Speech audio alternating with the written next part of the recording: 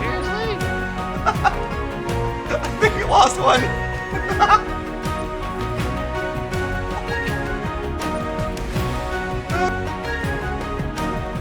Possibility this ship's gonna be toast by the time we get back.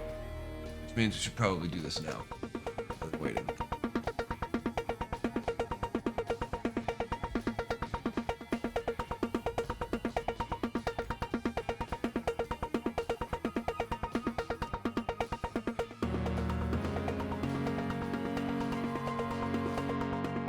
Right. If you could find a ship that you could do this with.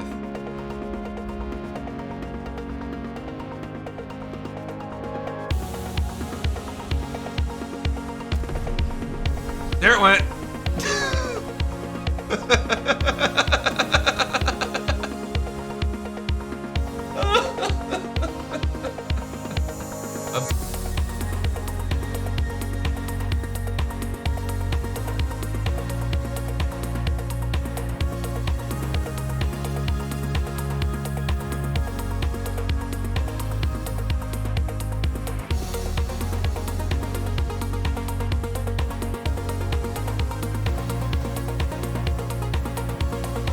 Score!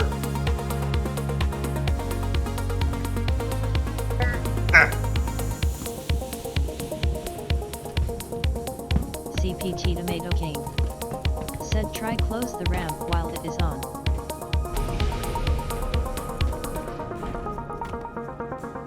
Dick. CPT Tomato King said well. My friend group doesn't really like it, but that is fine. Oh, there we go. And I'm in space.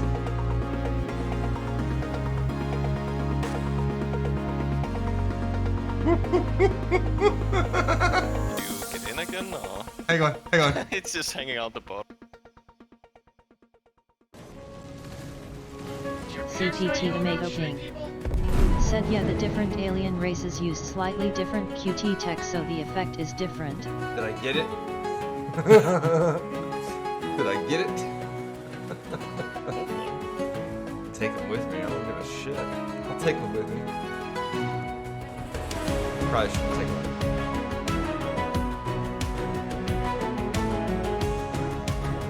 Come on, blow up! Blow up! Damn it!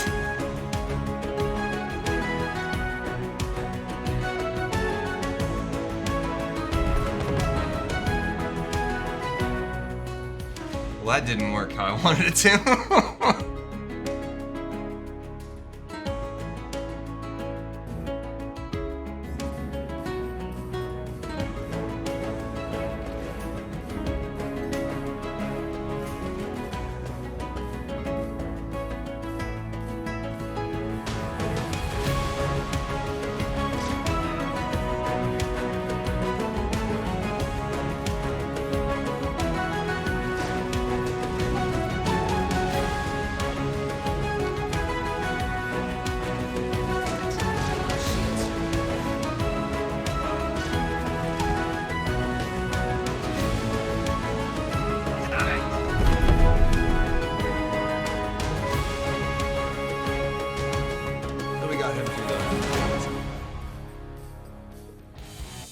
Totally got him too.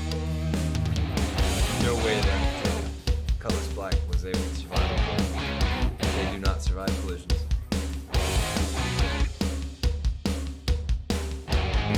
Perhaps, maybe.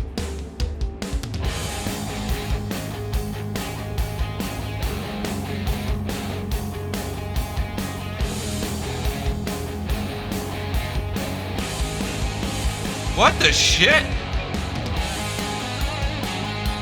Ow! Ow!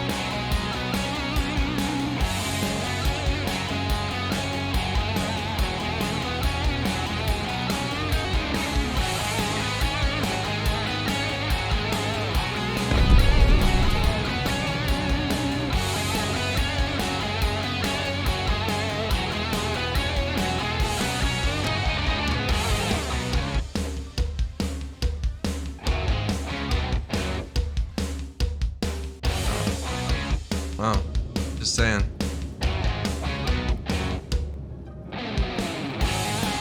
Yeah, I got the codes to the nukes, and all I gotta do is make a phone call, and they'll be like, "You're dead, motherfucker." That's not how it works.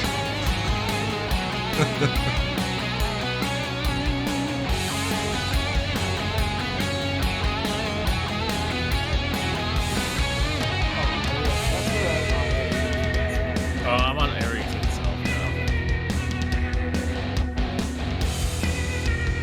I'm just moving over to the actual flight deck. Oh, jeez. I saw that.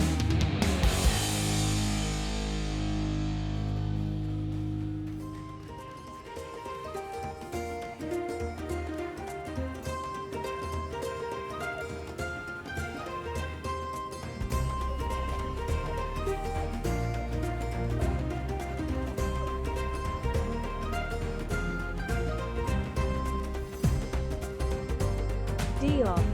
Said receiving.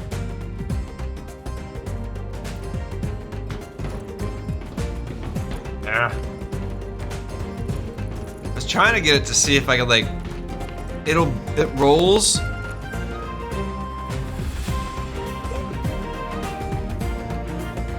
CPT Tomato King. Said BTW a good place to check when having issues getting in-game status Roberts. Because Kaisler. it wasn't all Said sexuality. receiving one. But today it's like, Dick, more head, please. Would Dick Moorhead please come to the counter? Oh, wow. Really? Like, come on. I thought growing up with a name like Sylvester was bad. But fuck, Dick Moorhead?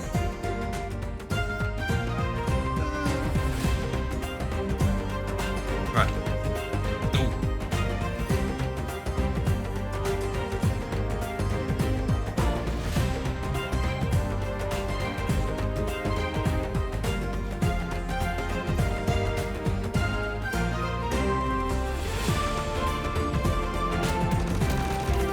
The fuck?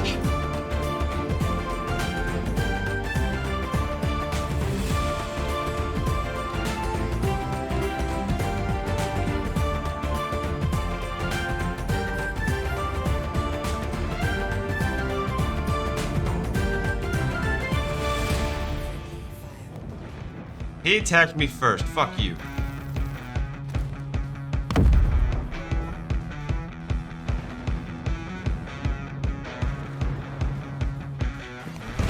Emotional damage.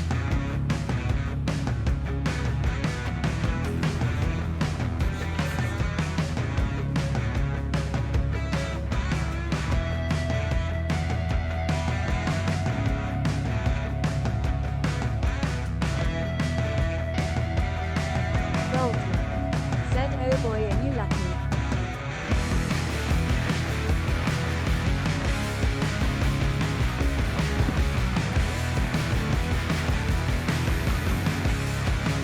Yeah, Shift U was supposed to. Oh, Shift Y, not Shift U. Ha! My bad. I hit the wrong button. Okay, so that's me. Supposed to what?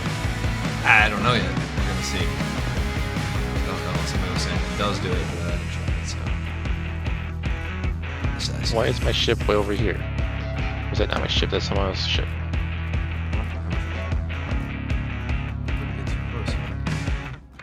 Alright, so it's. It's gonna crash. No. It does not appear to. I'm gonna die. I'm gonna fucking die. I'm gonna fucking die. Oh shit, oh shit, oh shit, oh shit. Someone exploded.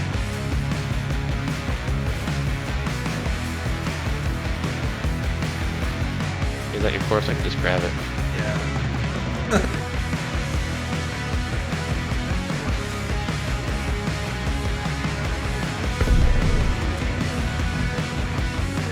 Okay. We got credit though. Should have finished the mission. I did upload. Unless you didn't count it. That was unnecessary.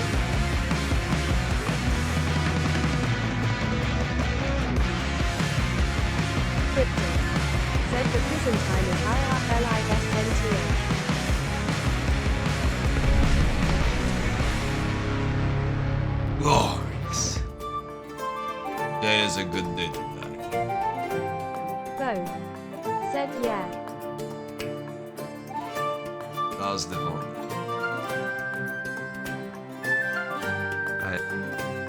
And playing a game. Potent delivery. Said watching him die. He's looting me, isn't he? Fucker's looting me. XSH Armors. Said we humans realize that these are just shells being piloted by souls. The Earth would be such an amazing place. Motherfucker, no, no, no! Ships would all work the same way. Some Bitch, class bitch, all bitch! time.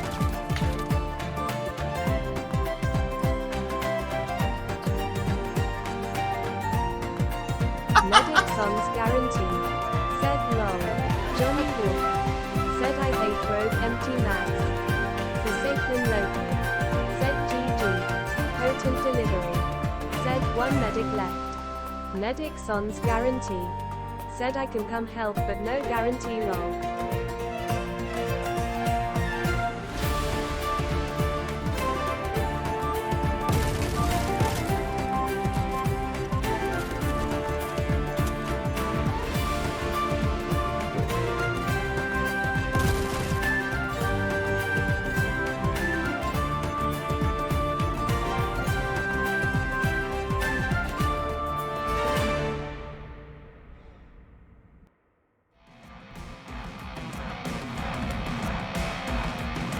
Good.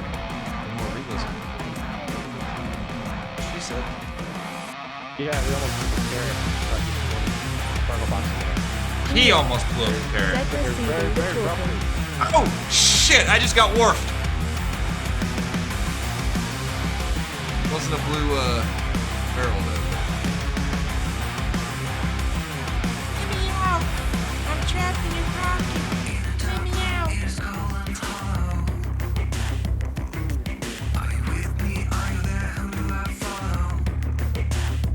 Alright. That's one way to get the cars out. Whoops.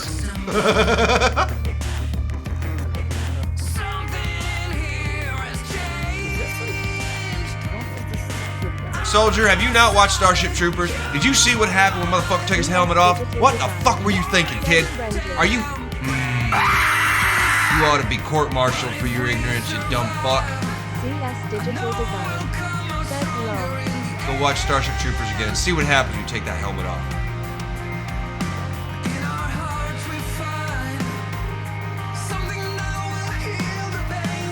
Fuck!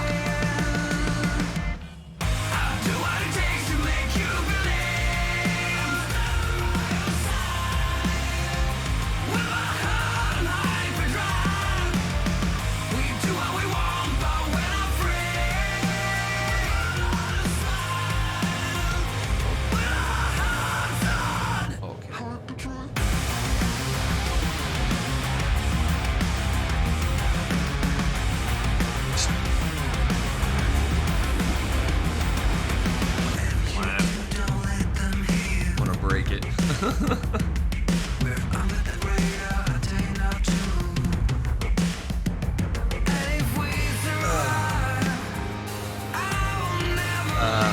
fuck?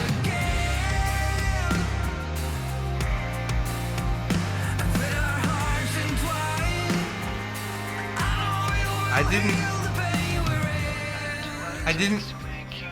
Potent delivery. Said LMAO.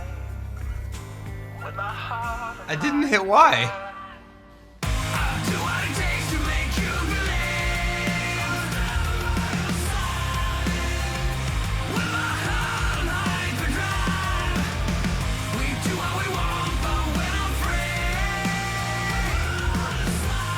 Ah, shit, Chewie. See what's wrong with the hyperdrive. Stupid gremlins. Hold them. Two religions, an ancient weapon. Nothing. Pretty cool vehicles. I don't know.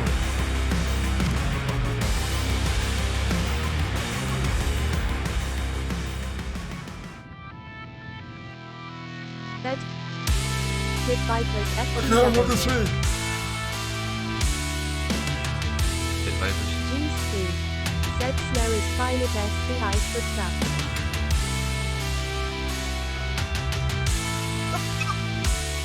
Just playing with my gravity. Who did that? Motherfucker.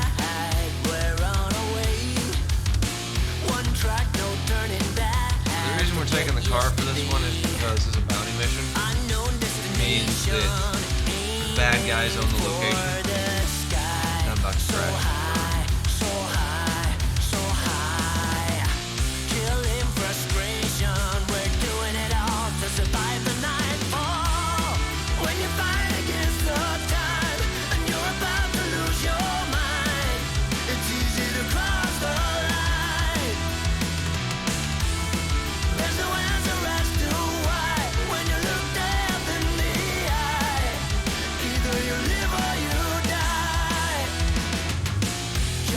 Got a battery that keeps me awake.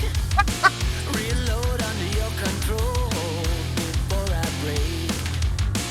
Killing frustration, have to do it all to survive the nightfall.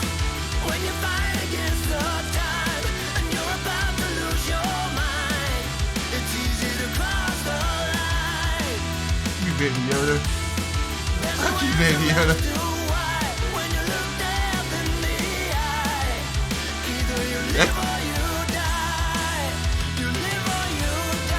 I think part of what they could do to fix the MSR though is just add a hatch to the cockpit to allow you to get in quickly instead of having to like walk through the whole goddamn thing. Just see when we get there, but what the hell's going on? I'm not on a fucking ASOP. Let me go, you bitch ass cunt. Jesus Christ. Demon machines.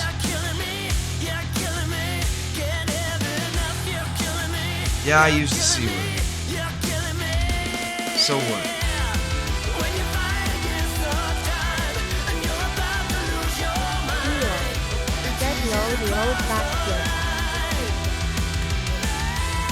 I didn't have problems with the update, to be honest.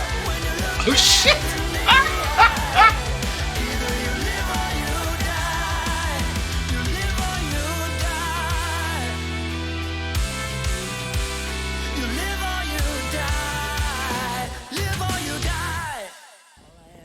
We need to go.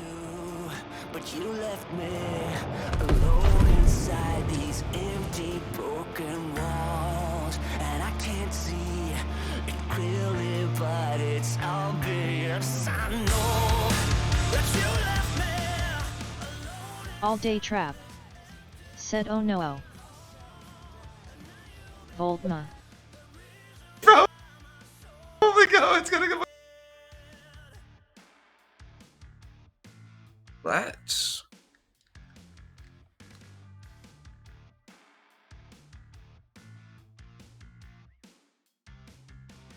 fucking threads. Hey y'all, how you doing?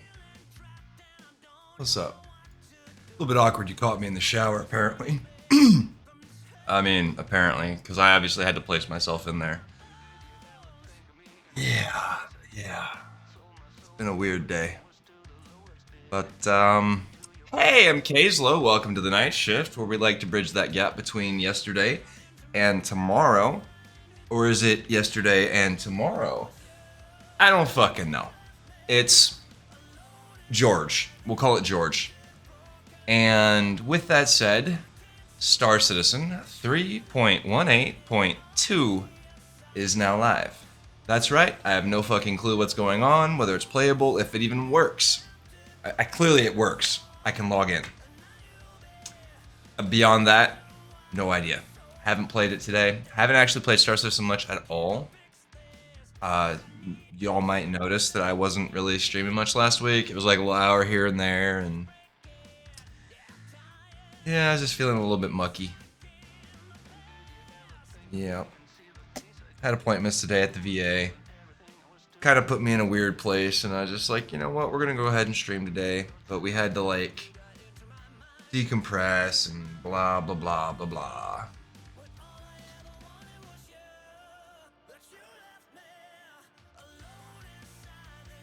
Yeah, bitch ass comp. I put it in there. It's on the audio board too now. It's new. Diop. I feel like Said my color's a apparently little it's better weird than though. 3180, but that's not really even a bar A to little measure weird, I by. think. Diop. Said keen to see. Maybe not though. See, I didn't have a problem with 318. In fact, 318 was great for me. Outside of like the couple 40Ks or whatever that I got stuck with, but beyond that, fuck, like I had no issue. I mean, yeah, the machines and shit broke, but that's Star Citizen. That's like not relegated to 3.18. The Cuddy killing me though, I mean, it wasn't doing that in 17.5, so that's a 318 thing. Be the music stopping.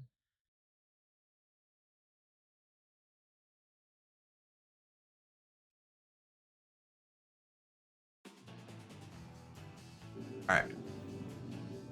Fuck you, elevator. How you doing tonight, Duop? So I popped a 5-hour energy to make sure that I can kind of like push my schedule over tonight, because I've been having a really hard time doing that last week. I've literally not been able to push my schedule around, and it's been pissing me off.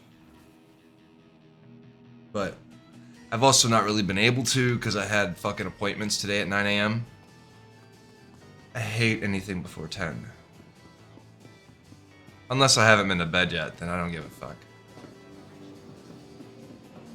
If I've been in bed, I'd rather not be up before 10. Just because nothing opens until at least 8, and most places don't open till at least 10. So there's really no reason to be up before then, right? I mean, why? Unless you want to go get like coffee or breakfast at like fucking McDonald's or something that opens at like 4 a.m. or some shit, but who the fuck wants to do that? Careful, doors are now closed. I guess Starbucks opens probably at 5 or something, right? My bad. I don't drink Starbucks.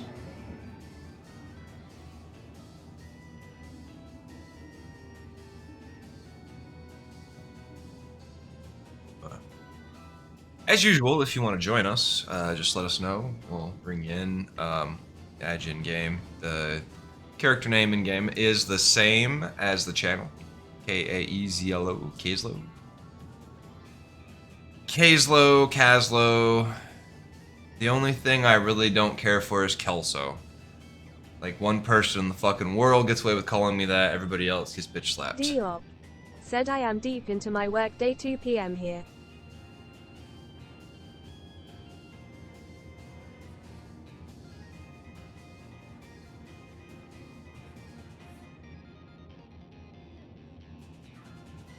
This music's kind of appropriate for the tram. I'm not gonna lie. I'm just sitting here kind of listening to it. It's like, yeah. Diop. Said so would love to join but not able.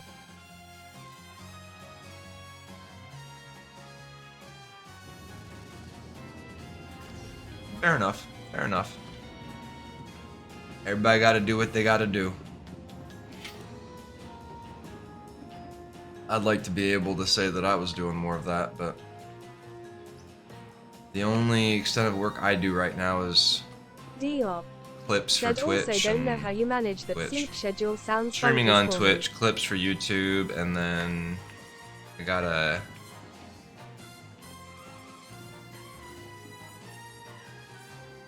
It's weird. I always try to be flexible, because I've always worked in an industry where my job could start like any time of day. It could start as early as frickin' 3 a.m. or as late as like 10 p.m. So, kinda have to roll with the punches.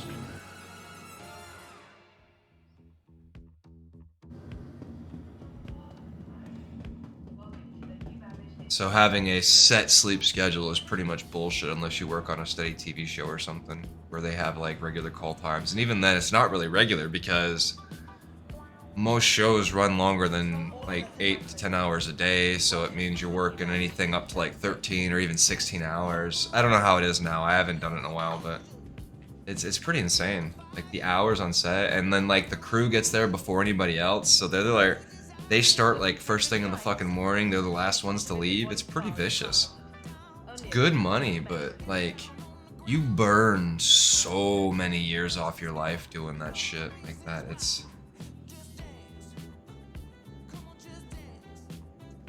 Welcome to the ASOP vehicle burn the retrieval candle at both system. ends like that. It's I don't know how someone would do it. It's crazy. This coming from the guy that does 36-hour streams on occasion, right? But weird, right?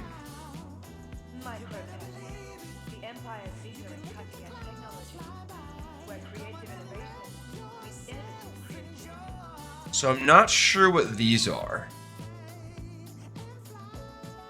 Pretty sure this is for these.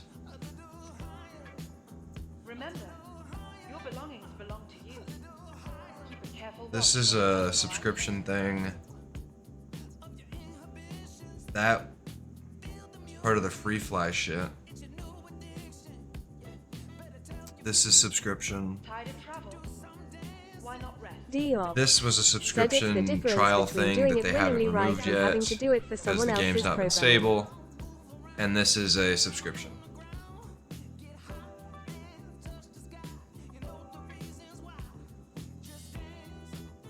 I mean, I guess it's different. Twitch. Let me switch over. I think the audio's fine.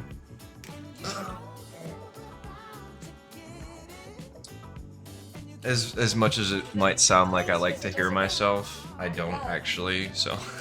Welcome yeah. to the ASOP vehicle retrieval system.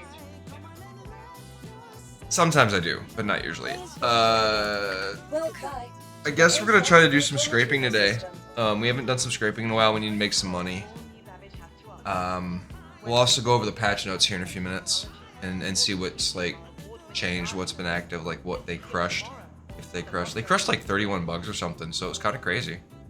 I think it was 31 bugs. Oh wait, yes, request delivery. We want that. This is the only one I want to spawn here because I don't want to fuck with this. Please visit us again. Goodbye. Right, so patch notes while we're waiting.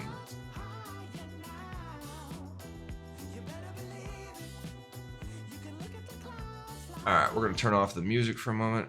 Like, I like the lyrics playing when I'm doing other stuff, but when we're like going through this, it's harder to concentrate.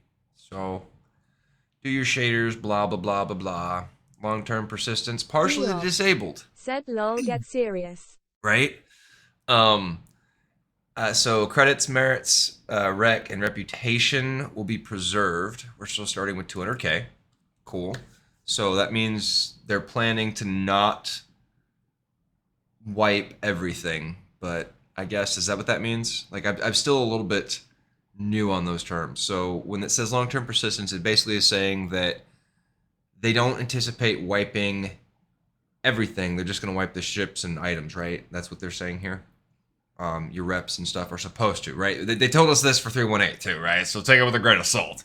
Known issues. Shopping. Area 18. All shops missing sales inventories for purchasers who purchase a Kruger Merlin from Astro Armada. Keep that in mind. Don't buy the Kruger from Astro Armada.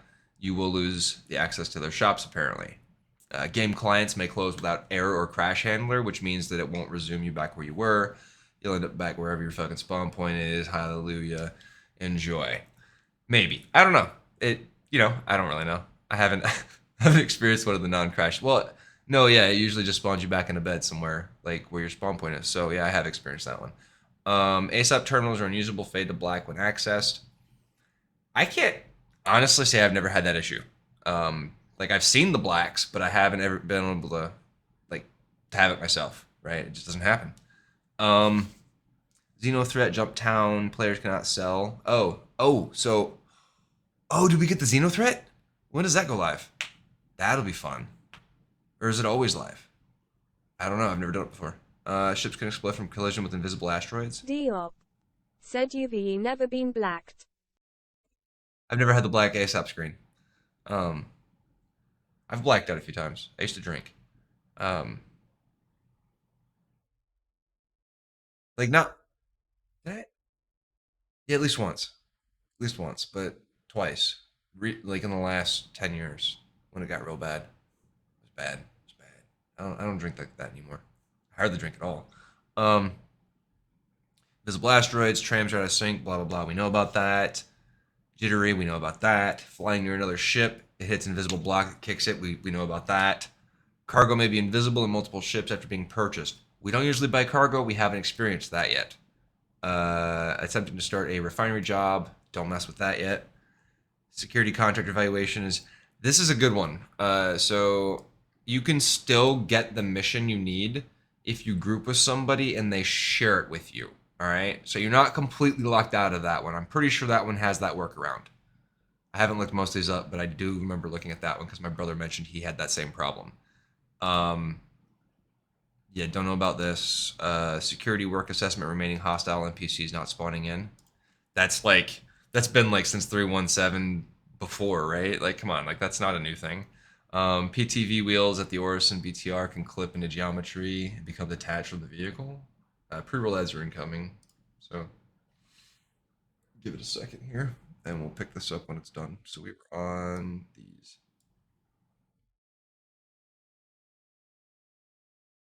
Oh, did I clip that? I bet I didn't clip that. Fuck.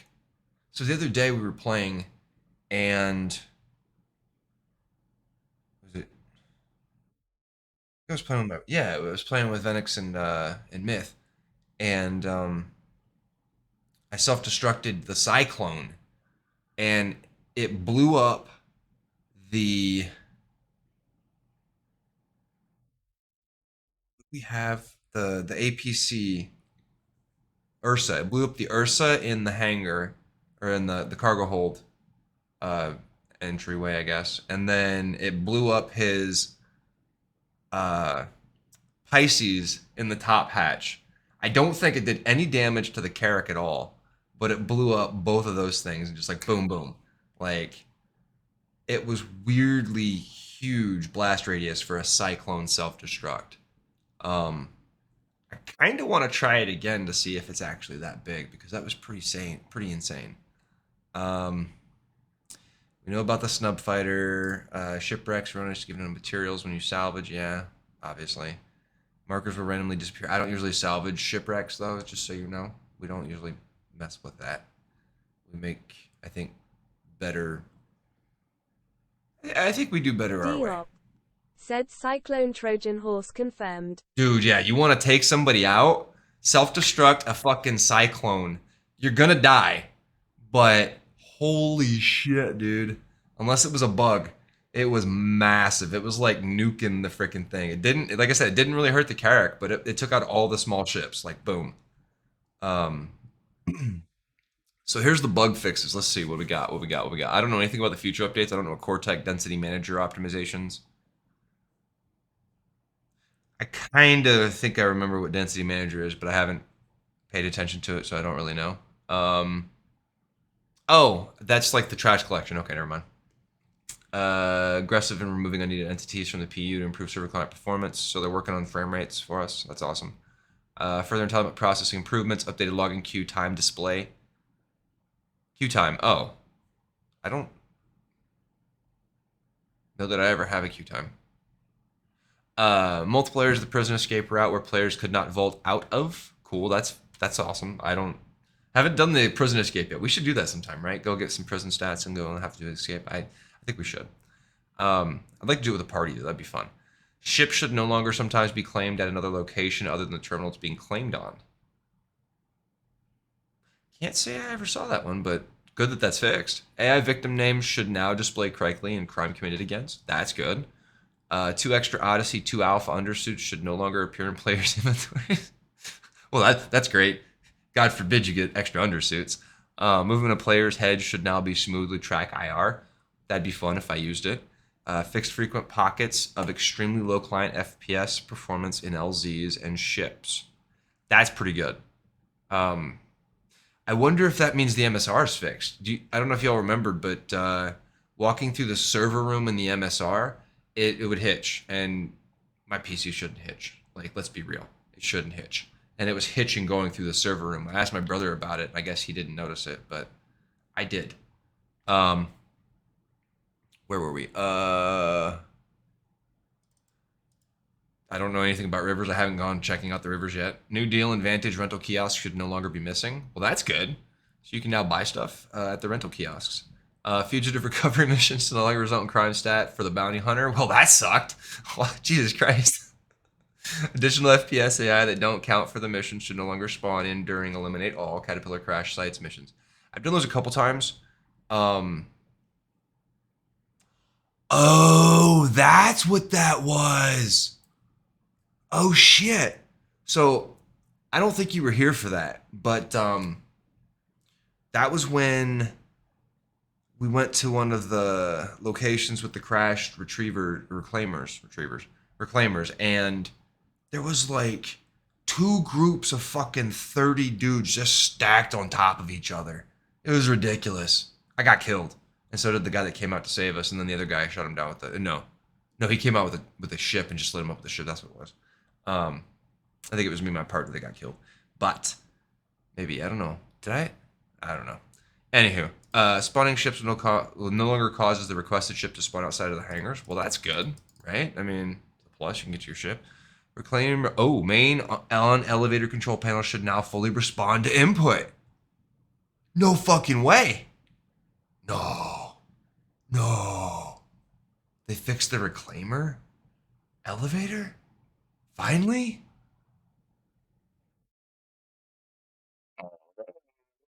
Salvage lasers should now. Said I don't believe Right? Me neither. We're gonna check it. We're gonna fuck with that elevator today. We're gonna see if we can break it. Remind me when we get there. Reclaimer main elevators. Salvage lasers should now fully provide RMC when scraping a hull hole.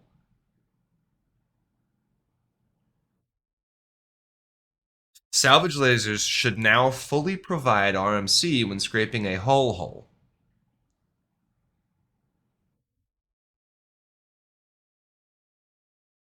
Did he maybe just write the word hole twice? Or is that like actually a thing, like a hull hole? Like, does a hole have a hole? I don't know. We'll find out today. Okay. Entering or exiting the seat in the Vulture should no longer Said cause... this is a lesson in not naming your ships the hull A and B. Ah. Okay. So basically, that, you're right. Okay, so maybe hull should be capitalized, right? Dior. For that? Said I assume. Yeah, in that situation, then the hull should be capitalized. Gojo Matsatoru, thank you for the follow. Appreciate it. Where were we? Shit. Caterpillar crashes. Beams. Oh, good one. This one applies to us. Entering or exiting the seat. Oh, you're fucking kidding me. They fixed this? The Vulture seat should no longer cause salvage beams to become desynced from their displayed settings. God, I hope so. Like, that would be great. So basically what that means is that our beams, when we leave the seat without closing the weapon, it would cause them to like do all funky shit, and like it would revert you back to like the low power beam. We'll test this one too to make sure it's fixed. Diop. Said not fixed. It's not? You tried? Fuck. Okay. So we'll have to go and reset our fucking lasers. Entire QED should no longer have low health and easily knocked out when shields are down. That's the quantum... Go John Satoru. Said not gonna lie, joined in time for the hull and it made me roll laughing. Oh, you're welcome. I try to be entertaining sometimes. You know, a lot of dead air, a couple moments. That's what it's all about, right? Just the moments. But I do consistently respond to people when people are talking. So the more people engage, the more conversation. So just keep that in mind. If it starts to get a little quiet, all you got to do is ask a question or start talking about something, and I'll usually pipe up. Fixed lootable containers. Oh, wait. Oh, okay. What's this? Players in a given instance should no longer experience a response latency of up to dozens of seconds for interactions. Y'all know what this is, right? This is that click the button,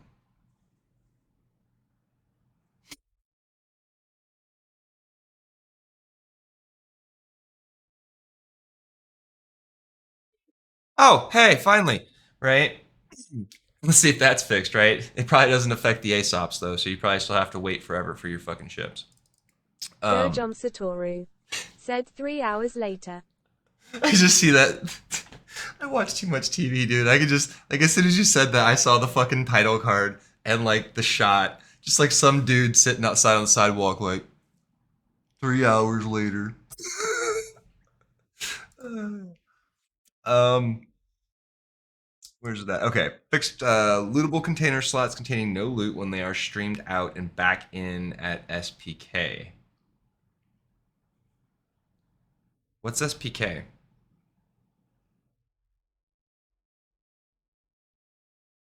Not thinking of anything real creative on that one. SPK. I just keep thinking of. Diop. Said Hmm. security post That's what I courier. thought, but I couldn't think of what SP stood for. It's 420 still over here, so. Woohoo. Um, Melting and upgrading a ship while a player is bedlogged in that ship should no longer put the player in a bad state. Error 30018. Well, shit. That's why bedlogging's been disabled. Right? Remember, we were playing with it and we couldn't bedlog if somebody was in your ship or it's not your ship. That's probably why. Diop. Said what was that again? So if you logged out of the beds, and then that ship that you logged out in was melted, um, or you changed it into a different ship, then that ship was no longer available in the game, and so your character is essentially in a limbo, and so that error was basically, we don't know what the fuck to do. Like that was the unstowed one of the unstowed errors, I believe. And so that basically means your character's not been saved properly. They don't know where it's at. It's kind of like floating stuck in like a not logged in state type of bullshit, I guess. Um, so hopefully they fix that. But to avoid that, I think they had disabled bed logging for entities other than the owner of the ship through, I think it started with 318 because it was available in the PTU before it went live, and then when it went live, it was turned off. I think is how it worked. Because my brother and I, he's got a Carrack, so we were trying to log out in the Carrack, and we couldn't because we were playing in the Lagrange when it was still video eating the memory and shit, and so we would bed log to cycle through so that we could like reset ourselves while we were harvesting ships out there. And yeah, we tried to do it, and we realized we couldn't. And then we could initially, but then it stopped. So I'm assuming that's where that came from. Since they fixed it, maybe we'll test that too, right? We'll find somebody's got a ship, we'll steal their ship, we'll try to log out in their bed. I should have clipped that whole thing. Remind me to go back and find that. Let's see. Add marker with description. Go back, find hull. I don't even know how to use clips or the marks. Like I've never been able to get them to work. I'm so terrible at this shit. Like the technology side of it, I can keep it pretty clean, but when it comes to like little digital shit on the websites, it's just like, give me like old school fucking just news web pages that don't require any bullshit. Just like plug in a module and be done with it. Um, let's see. Oh, no way. We're testing this one too. We're testing this one because yeah, we'll find out real fast if that one's fixed. As soon as we get the Tressler. Loot boxes should no longer become unavailable. I wonder if they just turned it off. That would be funny if they said they fixed it and they just turned the fucking ad off. Because that's the easy fix, right? The loot boxes should no longer become unavailable to other players when a user crashes whilst interacting with it. That's cool. So is that why the loot boxes in the bunkers have been unlootable? Is because the person looting it crashed or something while they ran it? Or maybe died or something? Huh. Interesting. Fixed Zeta prolinide salvage claims not spawning all the cargo boxes for players to retrieve. I don't know what that is. Salvage claims, huh? Combat assistance missions should now correctly progress after enemy ship has been destroyed. I've not done any of those, so I don't. I know what that is, but I've not had that experience. They supposedly have fixed the unscannable mines. We'll see. New Deal. Oh right. Didn't we?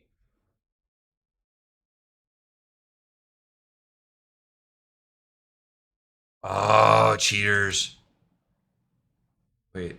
No. It's not Lorville, right? Where'd it go? Where'd it go? Diop. Said have they fixed the unscannable salvage? I didn't see that one yet. Wait, New Deal and Vantage Rental Kiosk should no longer be missing. New Deal and Vantage Rental Kiosk should no longer be missing in Lorville.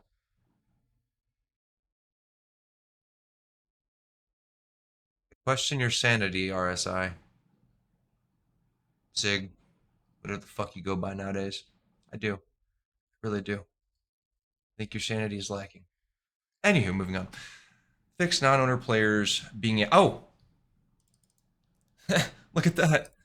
Did I not call that? I literally didn't read this. I swear to God I didn't read this. Like, that was just me ranting about this. So, I got some insight here, right? Fix non-owner players being able to log out in the prisoner's seat of the hawk, causing it not to retrieve quickly. Okay, no, damn. I jumped the gun. I didn't read it. But maybe, we'll see. It's possible it fixed the other thing, too. Spawn rates of salvageable entities are duplicating and substantially higher than intended. Oh, shit. So salvaging's about to get really fucking hard. I think that's what that means. I think that's what that means.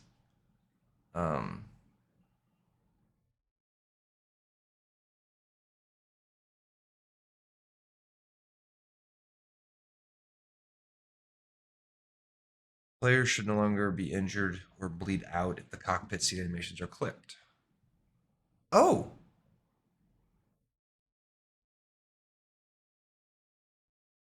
Like the 5th time you fixed that in 318.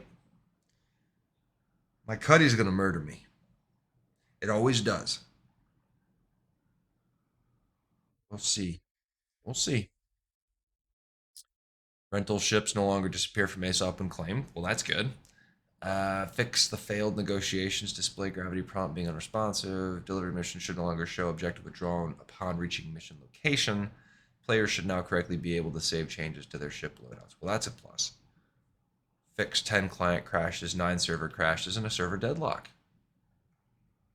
This is probably why they were able to push it. Like, all this stuff is great. A lot of this stuff is pretty bad, but this is probably the big issues. I'm actually impressed. I wasn't expecting it to come out this fast. Like, I was expecting to have to probably wait another week or so, like, before they push it. I did not. Oh shit. I didn't expect it to be this soon. Like, they actually let me do this earlier.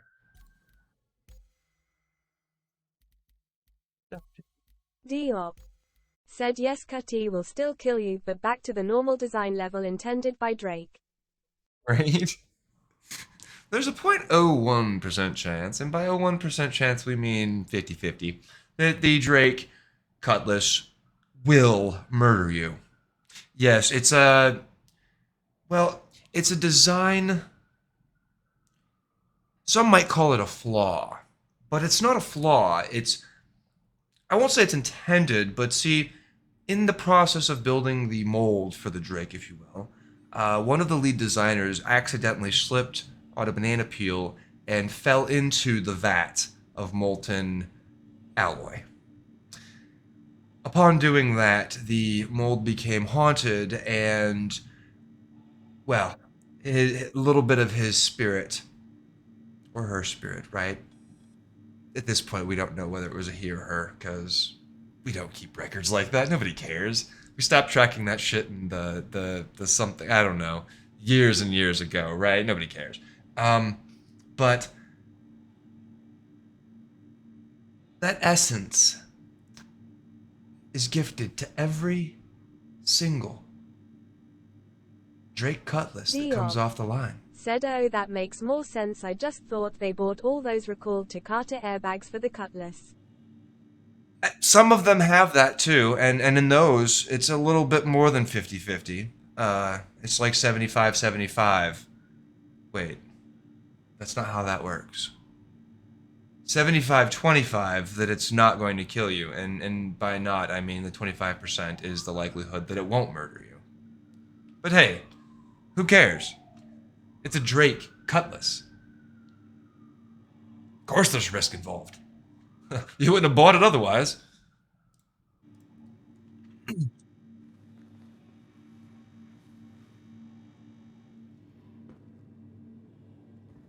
little bit laggy. Where's the program, dude? Alright. We'll leave that on for now. I haven't like paid attention to the server status and stuff, so.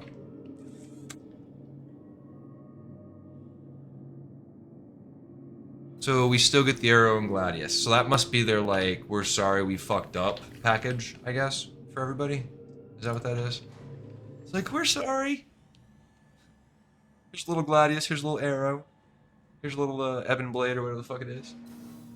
You know. Alright. Alright, so we called our ship already. So we have to go to Tressler, and we have to go pick up a different ship.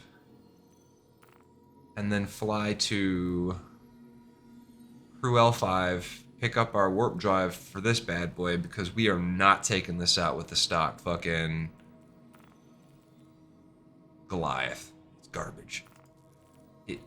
If you buy this ship, the Vulture, right? The Drake Vulture, which, in all fairness, has a much lower chance of killing you than the Cutlass Black, in my experience. It doesn't necessarily mean that it has a lower chance, it just appears that way from my point of view. Replace the Goliath. Do not run the Goliath. Go get yourself an Atlas. You will not regret the time saved. You will not. It's like 15,000 credits plus the fuel to go get it. Don't wait. Go do it. Maybe do it while you go get some coffee, because it's going to take you 25 minutes in this thing. It doesn't take that long, but it feels like it. Oh my god, it feels like Diop said, I need to do that. But if I had any one piece of advice to a Drake Vulture owner, it would be absolutely get the Atlas. And actually, any of those, I think. There's the Atlas and there's like one other one that worked, but the Atlas was the best option. Like we crunched all the numbers over here on stream one day and we're like, yeah, this one seems to be the best. We use Urkel, E-R-K-U-L, I believe. Dot something another. Just type in Urkel Star Citizen and it'll pop it up. But it allows you to like figure out your weapons and your systems and like how to min-max it. It's pretty cool shit. What we're doing here though today is we're going into here. And actually we're going to here. And then we're going to flip Diop some things. said, added to notepad. We're gonna unequip, unequip, unequip, unequip. They said they fixed it. We're not gonna assume they did. Or we're gonna assume that they did, but it didn't take. Probably a better way to phrase that. So we're gonna go ahead and move this so that the default is the abrade, which is the bigger radius on the scraper modules. The abrade and the cinch are pretty similar in the speed that it takes to scrap a vehicle. The difference is when you get down to like the last little nitty gritty, the cinch takes halves of hours longer than the abrade. So yeah, you get a higher yield on the cinch, but overall the time's about the same until you get to that like last little 7%. So that's something to keep in mind. We were actually looking for paints. So we lose this one again. I love this paint job, not gonna lie. It's probably my favorite. My favorite ones are the ones that they had. Because obviously they had 3 of them. And I bought the ship. I didn't want to buy the full pack for all 3. It's like, fuck it, I'm not doing that. But I liked the orange and the gray, the charcoal. I just thought it I don't know. It felt right, you know? You know how that is sometimes? Stand clear of disembarking passengers. Again, it's Got 40 minutes left of 420 today. I broke tradition. Usually, I have a stoner ritual that it's weird. All right, it's really fucking weird. But every 420, I usually watch Inglourious Bastards. For those of you that know, it's his day of like coming into this place and all hell. Anywho, I like to watch it because with that scene where they just go, you know, and they shoot him in the face. So like, it's just been a thing for like, I'd say like half a decade at this point. Probably no, it's been longer than that. It's been when did that movie come out? Like since that movie came out, it's been a thing. Like just kind of my little celebration. Like I get stoned and just watch it and I laugh because the movie's great. Like if you like Quentin Tarantino, it's a fucking phenomenal movie. Like, yeah, I liked it better than most of his other stuff. Oh, Pulp Fiction. Pulp Fiction's fucking amazing. But, you know, and they're all good, but for me, like, that one really stuck. I don't know why, Inglourious Bastards. I guess Christoph Waltz's performance is absolutely phenomenal in that. Said disagree, most of Tarantino's other stuff was better. You're probably not wrong. You're probably not wrong. But I definitely, well, not sadly, but definitely am in the camp. I'm not a huge Tarantino fan. Waltz was the saving grace of it. Oh yeah, like, I'll be honest, I did like Brad Pitt's character, but I didn't, I don't know, I liked it overall. I thought it was really fun, and it's not his best work, but also I think all of his work can't really be compared to his other work because it's all just so fucking weird. There were some other good moments, but the movie was just too much for me. That's fair. That's fair. Said there's a synergy between older Brad Pitt and Tarantino, especially Once Upon a Time. I legit haven't watched that yet. I've been meaning to, but I haven't watched it yet. I don't watch a lot of movies nowadays. When I was homeless in the van, I spent a lot of time watching TV and shit. Said yes, Once Upon a Time in Hollywood was really good. Oh yeah, no, that's what I've heard. Jargon. Said that was fan-fucking-tastic. That's what I've heard.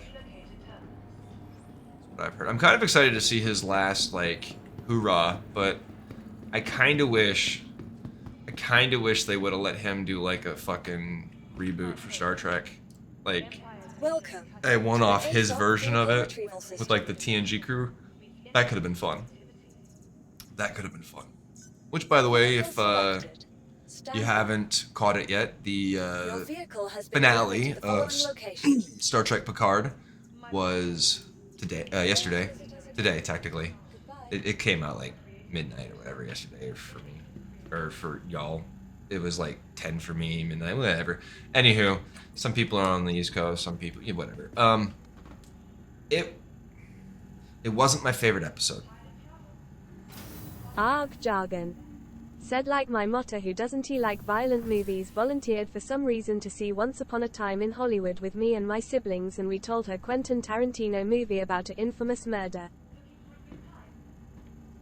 I mean, my grandma watched Natural Born Killers with me back in the 90s.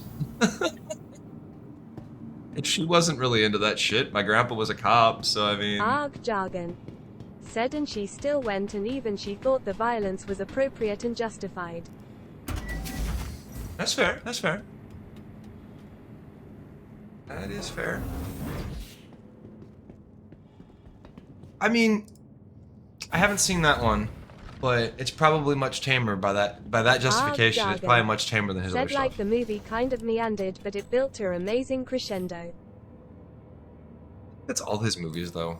Like, most of them do that, except for the Kill Bill. Like, Kill Bill was different. Like, Kill Bill just kind of remember it just kind of constantly just trucking along, not really stopping. But then you have, like, Reservoir Dogs. It was kind of, like, really drawn out and fucking slow.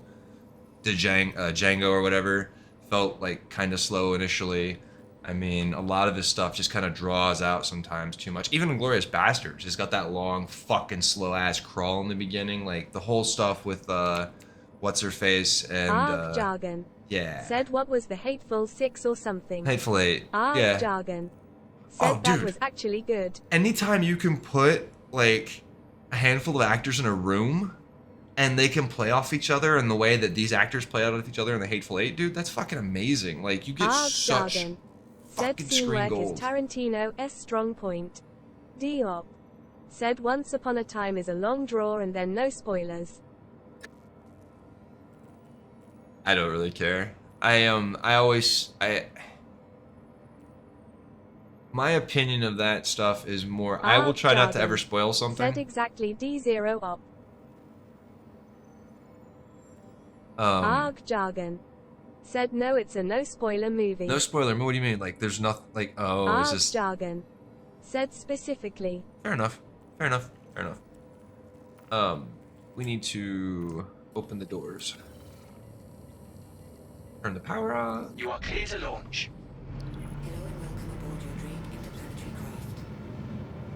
So, yeah. Now, for those of you that have been here weekly as Picard's running, you know that I try not to give any spoilers away, and I usually make a clip of one of the scenes that just tickled me fucking pink during the show.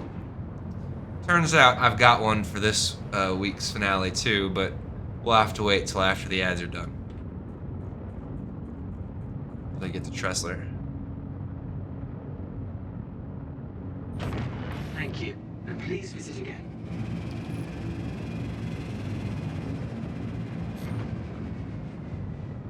Why does this thing feel so slow today? It's just been that long since I've been flying the MSR and it gets to space so fucking fast. Or maybe... No, wasn't the landing gears. Definitely was not the landing gears.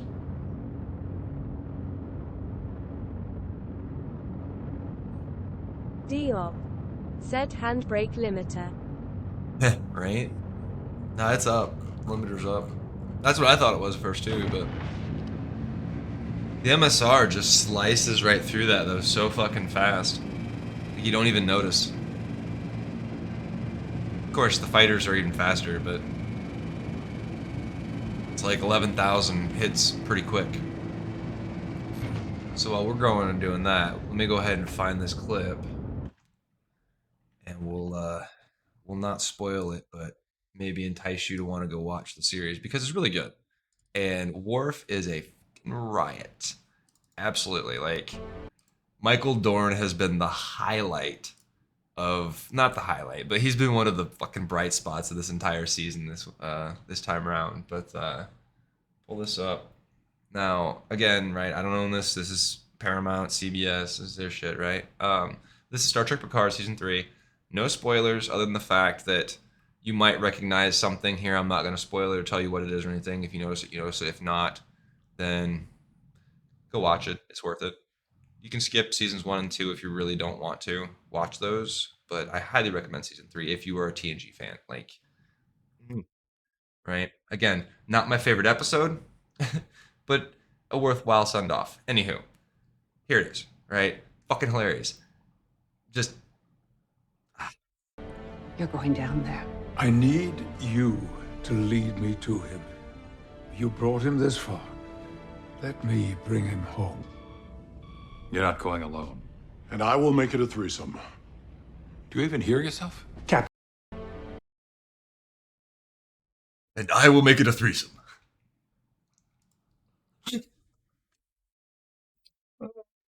Riker this season has been absolute gold with these little things here and there.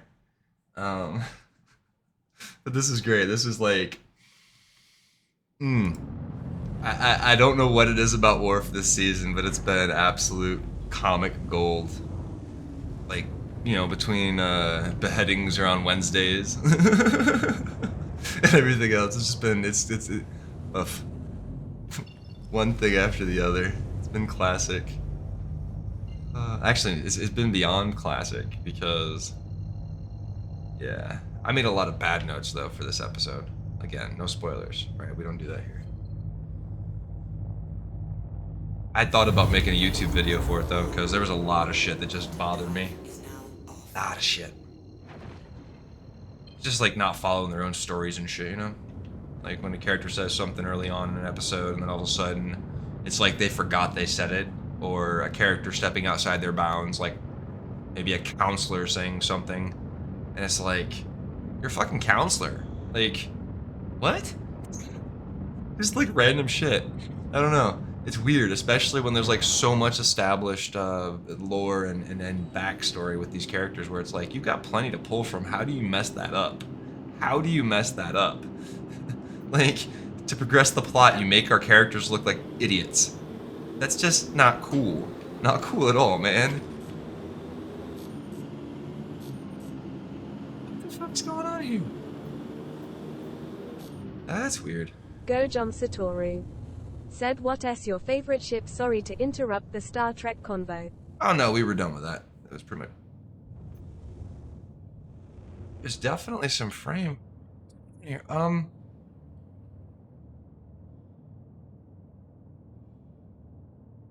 So I haven't flown all the ships yet. Of the ones I have flown,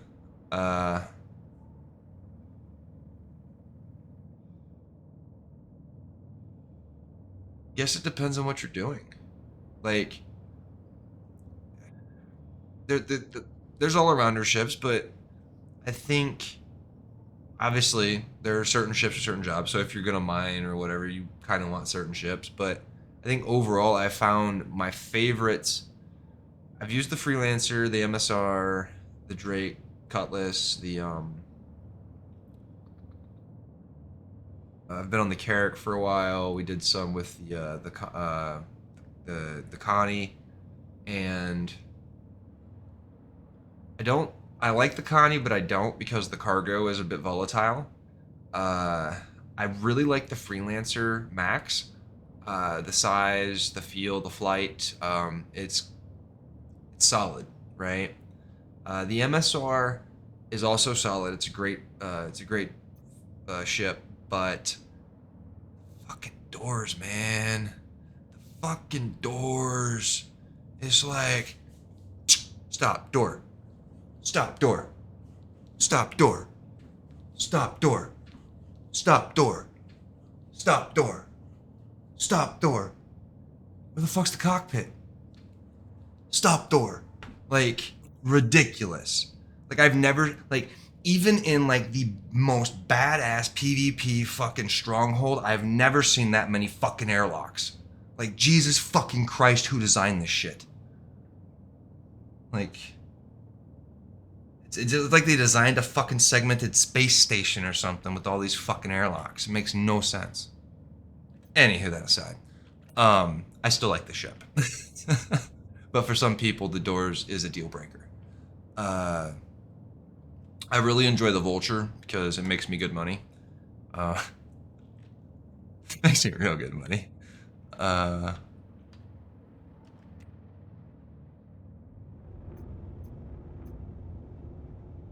Right. A bit lower than usual, but it's not bad. Not bad at all. I mean, I'm 60 frames. It's not bad. Please proceed to assigned landing bay.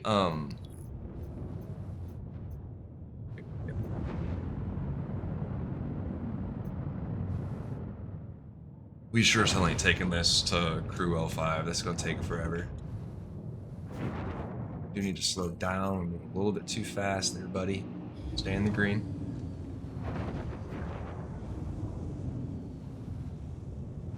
I really love this game though. Like, it's... So I was playing Grand Theft Auto, and I played Cyberpunk this last week, and I'm gonna be fucking honest with you. Once you've played Star Citizen, everything else is fugly. And if you don't know what fugly is, it's fucking ugly. The scenery in Grand Theft Auto that really looked amazing at one point doesn't hold up to Star Citizen. The super awesome fucking holy melt your graphics cards bullshit of Night City and Cyberpunk doesn't hold up to the Star Citizen graphics fidelity. Like, yes, Star Citizen's got issues with like fucking geometry and certain things and stations being clipped through and everything else, but visually, like the textures, the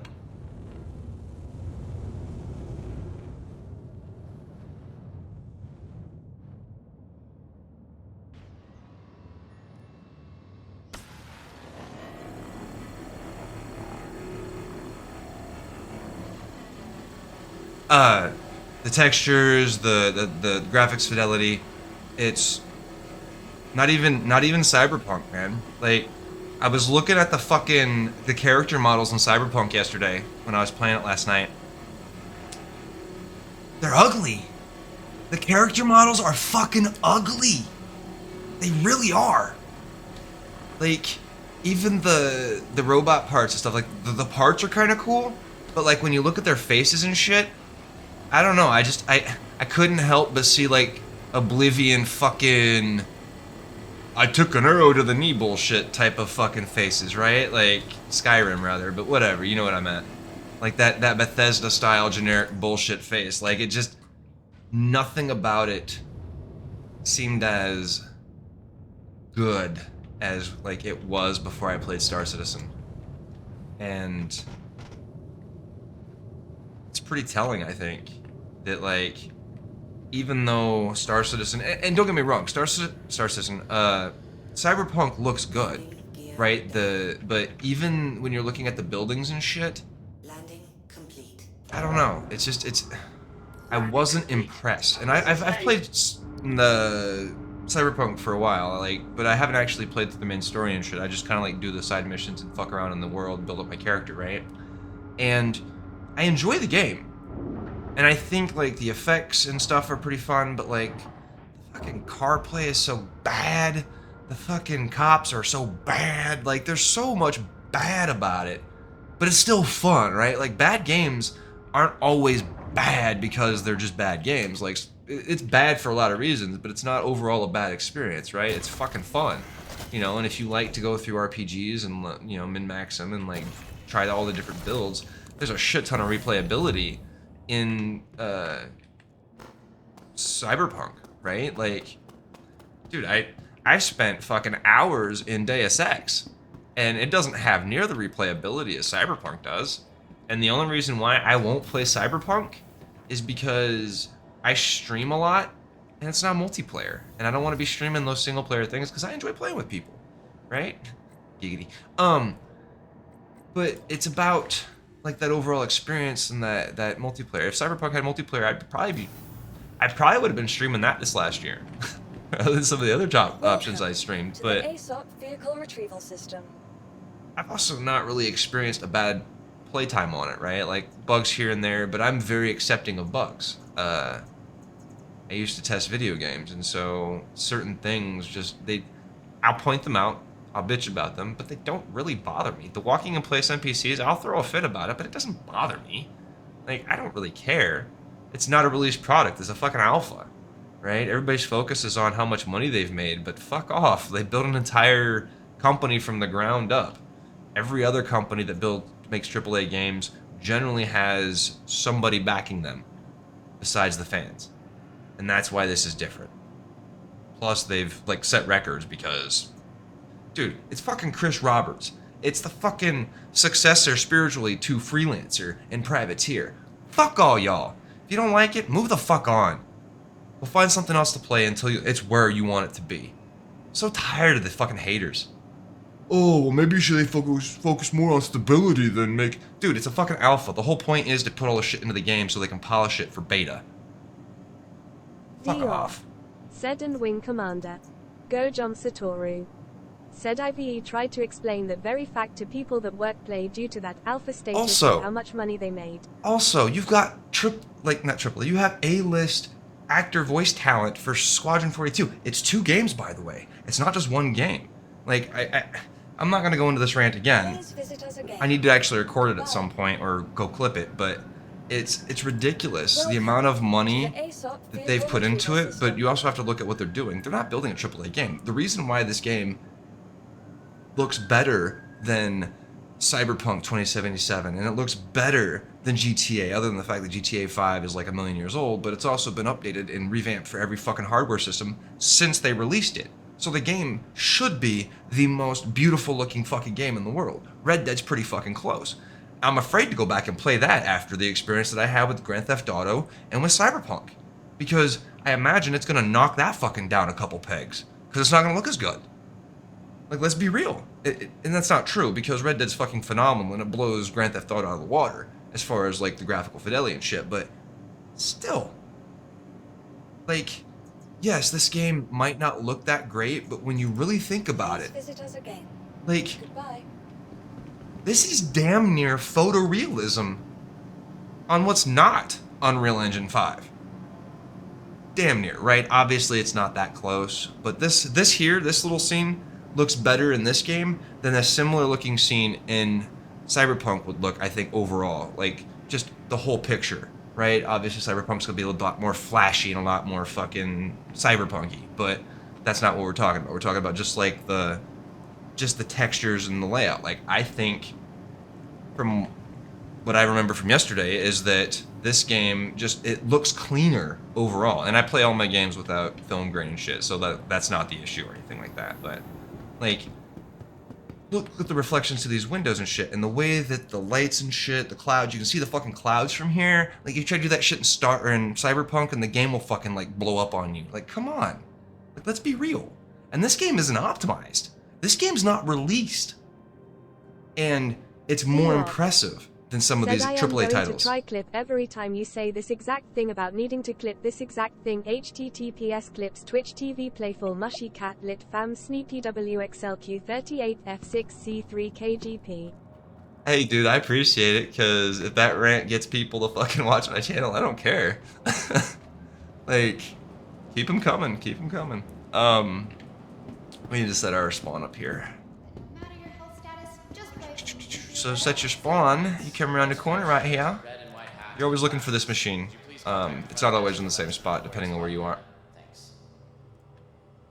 Apparently we haven't fixed that one. Uh-oh. Uh-oh.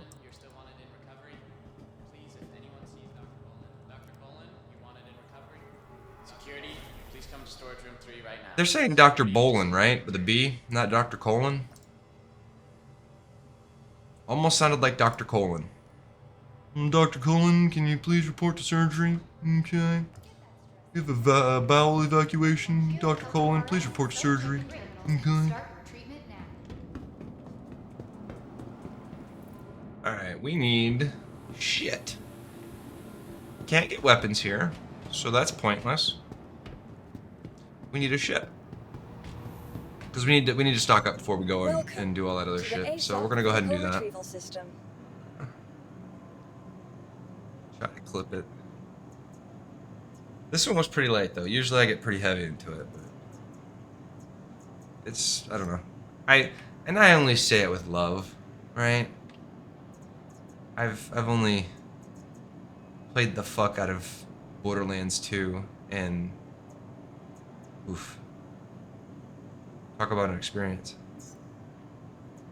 That was a fun testing gig. Fun testing gig. Disney Infinity was a different experience altogether. Like, see, I earned him. This is my little buddy. Here's a secret. This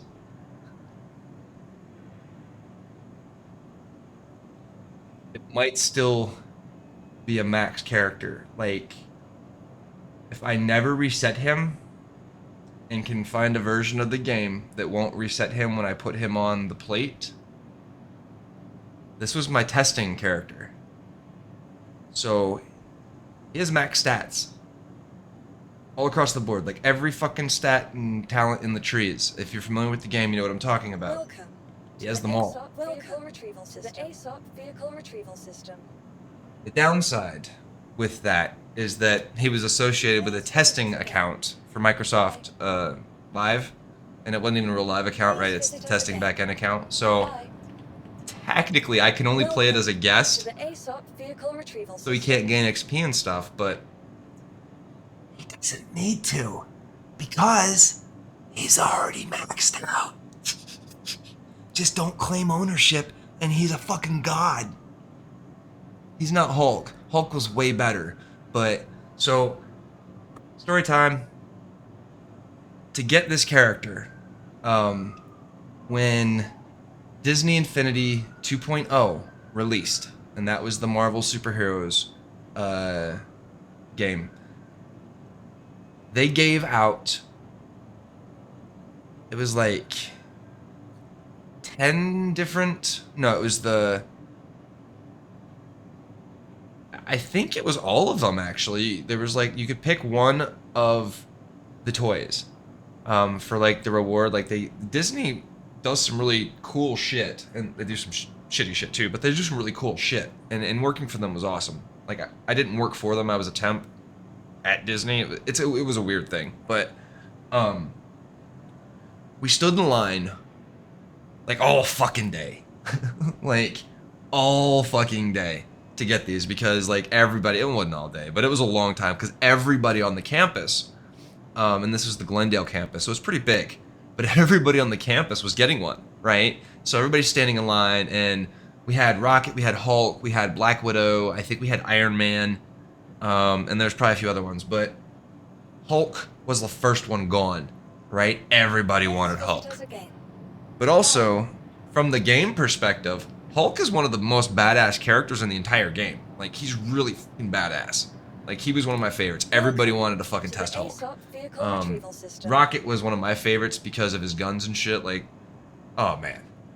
Like, I don't know. It was just something about Rocket that was just fun. Anywho, we need that. Vehicle selected. We're gonna go pick up. Actually, we're gonna do a mission first. That's right. Your vehicle has been delivered to the following location. Hangar 5. Please visit But us again. I really enjoyed game testing. It was a fun experience. Kind of ruined gaming for a while for me though. A long while. It wasn't only that, but it was like when you're playing games, and I say play, when you're testing games every day, the last thing you want to do when you get off work is play the games. Like, I watched more TV when I was testing than I played games. However, when I was at 2K Games and Skyrim launched, you want to talk about some crazy shit, right? Generally speaking, I was a smoker at the time, and my lunch at 2K usually consisted of going outside to the smoke tree, hanging out with the other smokers, bullshitting, right? Maybe going and grabbing a burrito from LNDO down the road, which was a pretty awesome burrito place. And yeah, see, doors. All the doors. And when Skyrim came out, every single one of our testers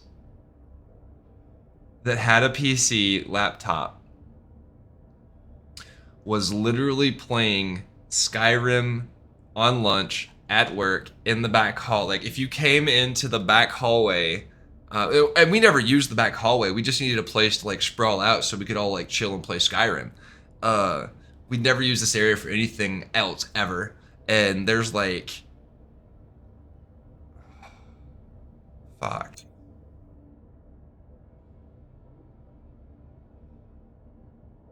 Thinking about game testing stuff, and one of my co-workers actually just passed away from throat cancer, I think it was. We all went to the back hallway and we were playing Skyrim. Like, no multiplayer, we're all just fucking like chilling out, fucking doing the nerd thing, right? Like fucking all playing Skyrim. Like, God, this game is so fucking awesome, right? And we're all playing on PC, so we don't. Crusader Industries, a journey worth taking. Systems on.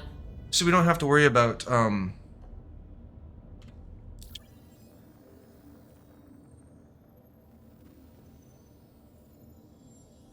don't even know where I was going with that.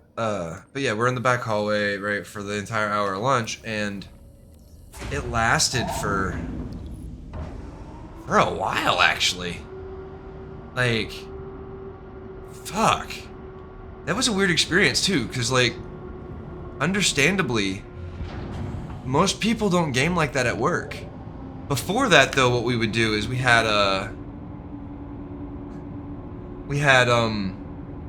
it's PlayStation 3 era, so we had our Xboxes and our PlayStations, and so we could bring games in and play games on lunch, right? So the thing that we did a lot of at 2K was we had Soul Calibur. I think it was Soul Calibur 5, was it?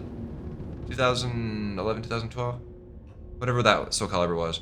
And we'd have Soul Calibur tournaments during lunch, right? So if we weren't out smoking or after I smoked a couple cigarettes, we'd come in and we'd like challenge the winner to Soul Calibur or something. And it was just like fun shit. Like the stuff you see about game testing and stuff, it's not all bad. Like you see a lot of that crazy shit like in Grandma's Boy and stuff, but it is nothing like that. Like it's maybe for a developer it might have been, but it's not like that anymore. It was is very, very loose, but also very corporate at the same time. It's a weird dichotomy. And it also depends on your management too, right? Like some managers are cooler than others. Disney was a completely different feel than 2K. I can't really talk about that stuff, like, you know, their particular operations and stuff. We don't go there, but my experience at each of them was very different. Like it was I had good relationships with my bosses at both places, but I felt like my relationships at 2K Games actually were stronger. Yeah, I still talk to those people sometimes. I don't talk to anybody from Disney. Except for the dude that passed away.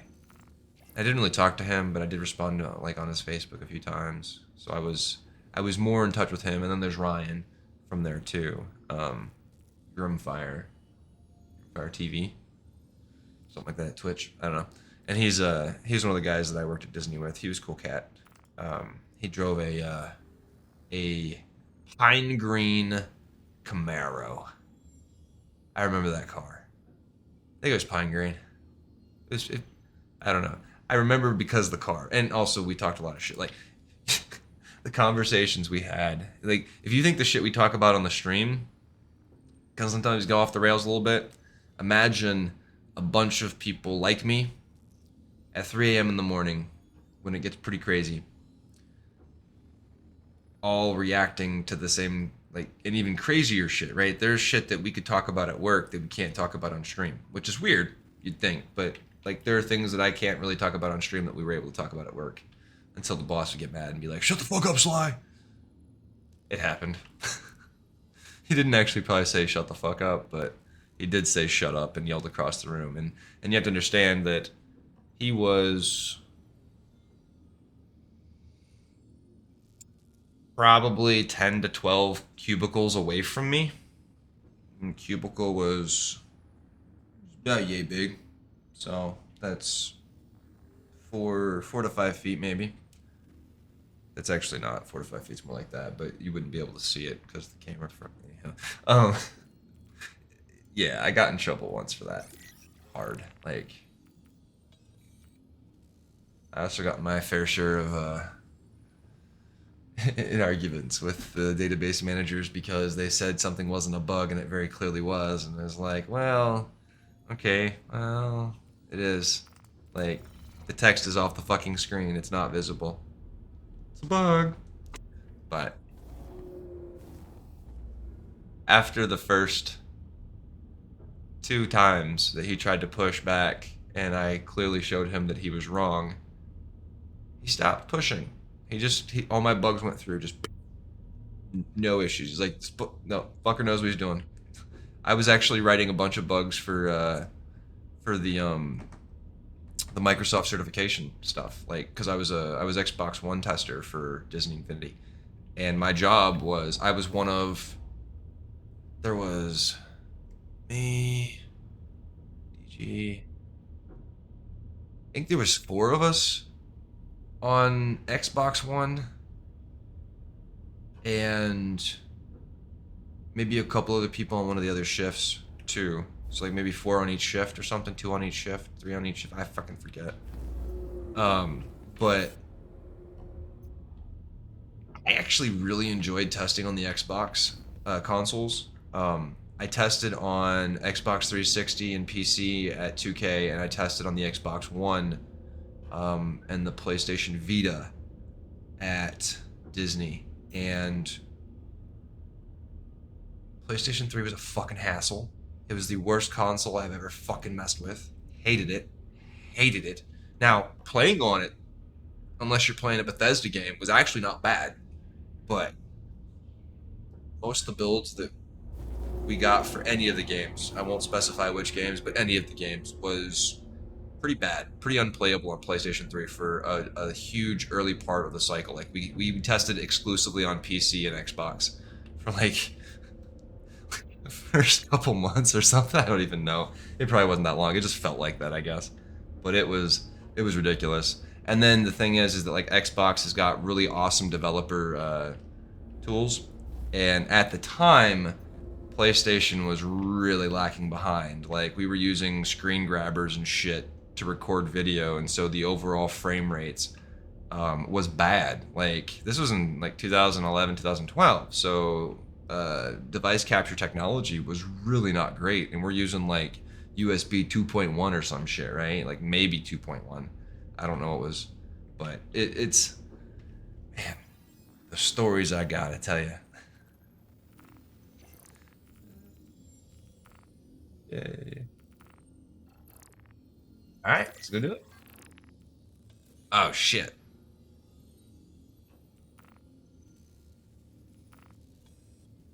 So we gotta check, see where this is at, as long as it's...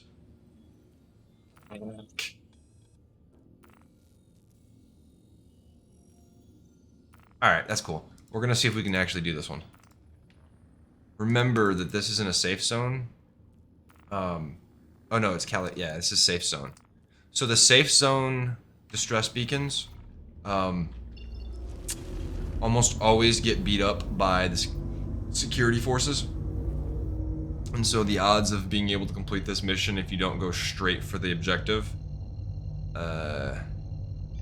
might be risky. Unless you want to kill guards, which some people do. But might not be the brightest idea if you care about your rep. Anywho. Where's that beacon? Where is that beacon?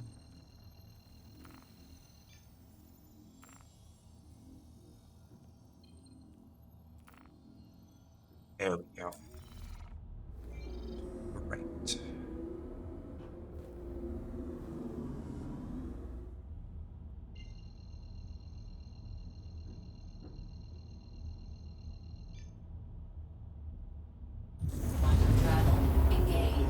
It's actually funny though, because when I think about PlayStation consoles, there's only 2 games that have ever gotten me to buy a PlayStation.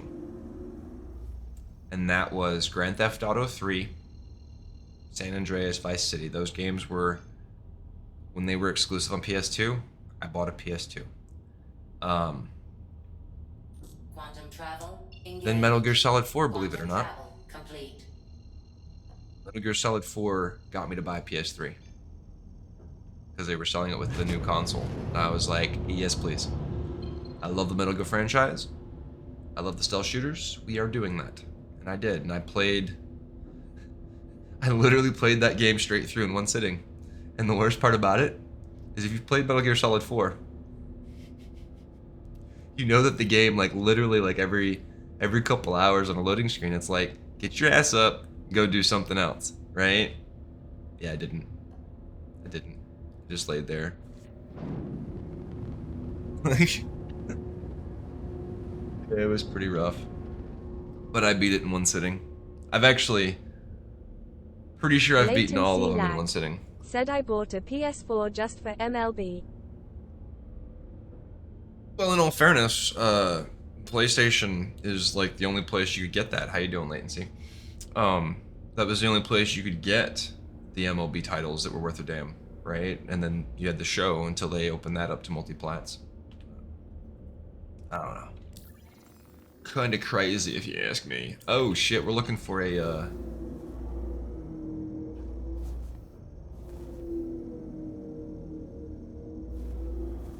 Wait a second.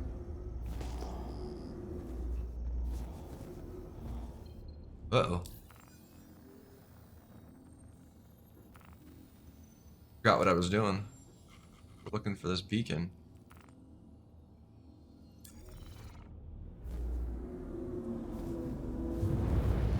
Here we go. That's what we're trying to do. Alright. Yeah, I skipped PS4. Don't fuck with PS5. I'm not willing to give Sony money. After the bullshit they're pulling with this Microsoft stuff with Activision, I'm just not willing to give them money. Like, they're literally the worst motherfuckers in the world to be saying something about this merger. Like, they're literally the worst people. It's like they're bitching because they didn't do it first, and they can't do it. Like come on, let's face it. Sony Electronics and shit back in the day used to have some clout. They used to have like the laptops and the fucking radios and everything else, and they've pretty much like spun off everything but the TVs and the fucking entertainment side of things. It's like Sony Pictures, Sony fucking PlayStation, and Sony fucking TVs is all that is basically Sony left. Like everything else has been shut down, spun off, or sold to somebody else.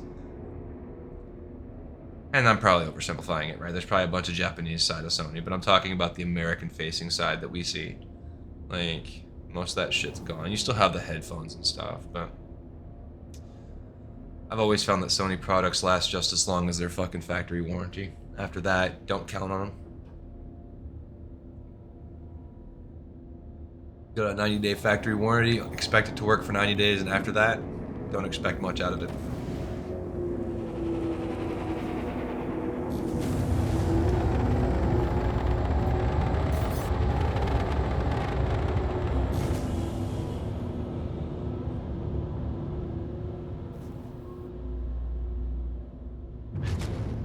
Alright, so we gotta be quick about this, because the bad guys, and by bad guys I mean the cops.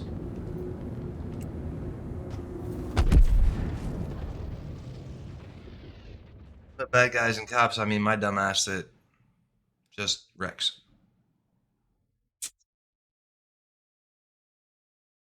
Whoops.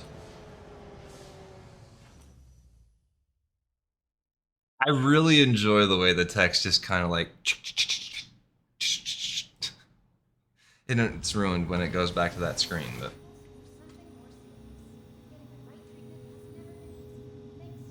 Ah. Well, at least we set our spawn point, right? Could have been worse.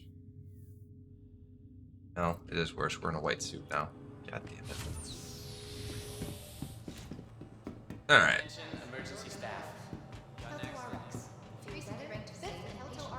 Medicine isn't only about healing.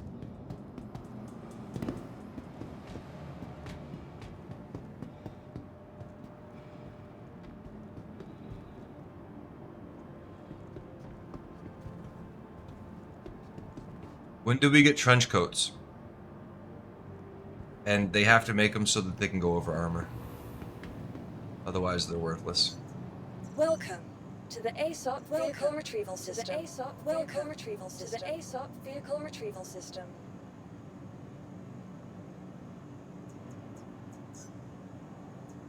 Please visit us again. Goodbye. Welcome to the ASOC Vehicle Retrieval The System. audio in this is all funky. Please visit us again. Goodbye. All right, let's test the. That's not what I wanted.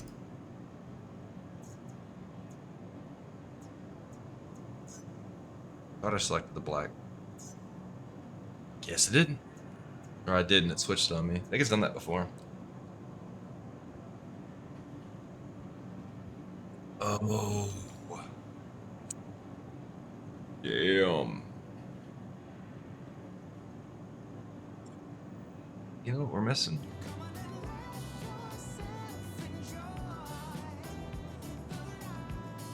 A little higher.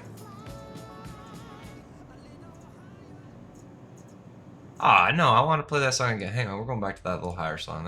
I want to get a little higher.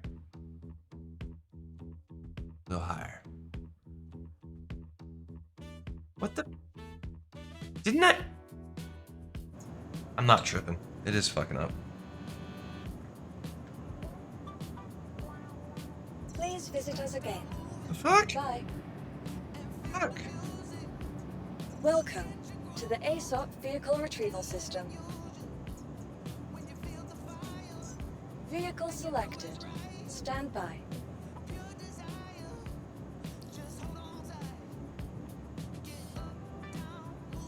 Your vehicle has been delivered to the customer.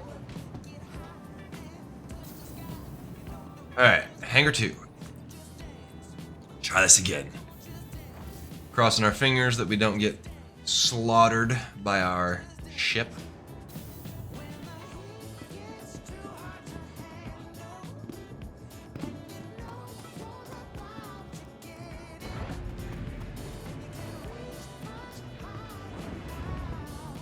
Alternatively, if you need to get gear before you go somewhere, you can always go down to one of the friendly landing zones and search the buildings there, because a lot of times you will find various types of loot, including armor pieces and possibly guns. So, something to keep in mind. White boxes, gray boxes, and red boxes.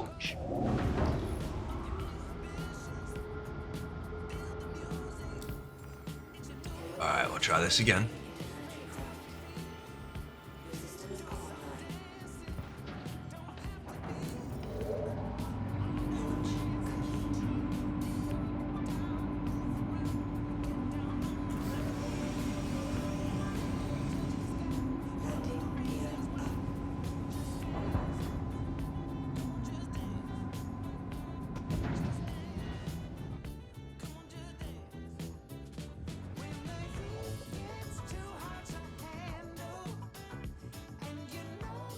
Diop.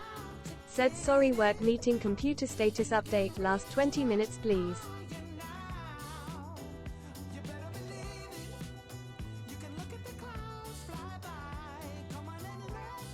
I don't have a track beam, so... Oh no!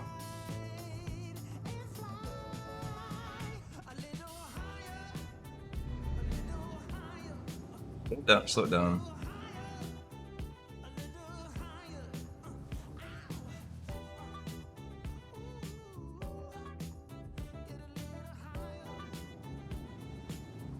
Disorienting, right?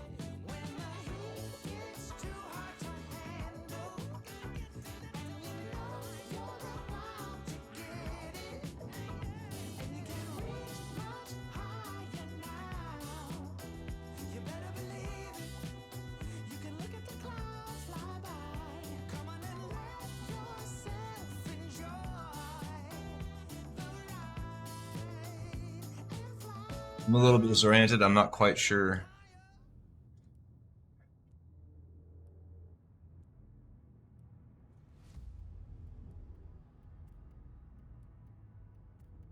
I'm not gonna be able to get it. Bumping the walls here. Yeah.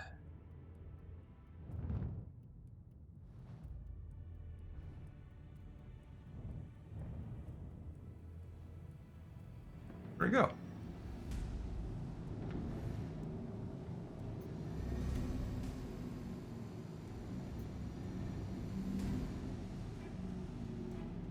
Well, shit. Alright, we'll go at least see what's in there. We'll go at least see what's in there. I was trying to, like, do it like the swing drop thing that I've done before, but it just didn't want to do it. It wants to spin me around, though. Are you kidding me?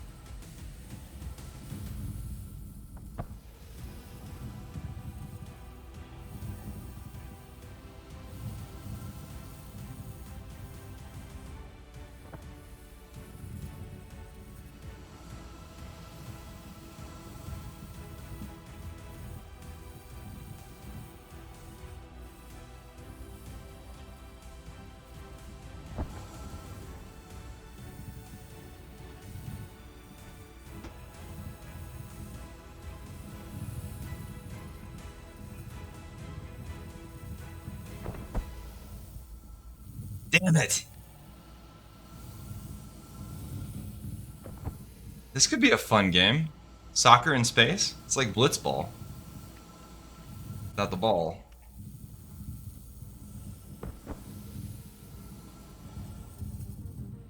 No tractor beams. Just kick it. Goal is to get it inside the door. Said was that an on-purpose SCU container or an accidental one? Not mine. Found it.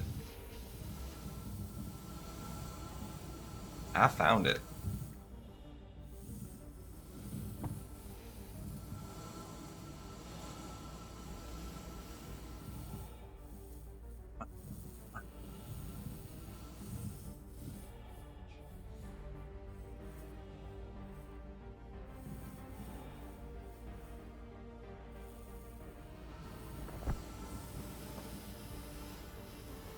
Bullshit. Fine, we'll go in the back door.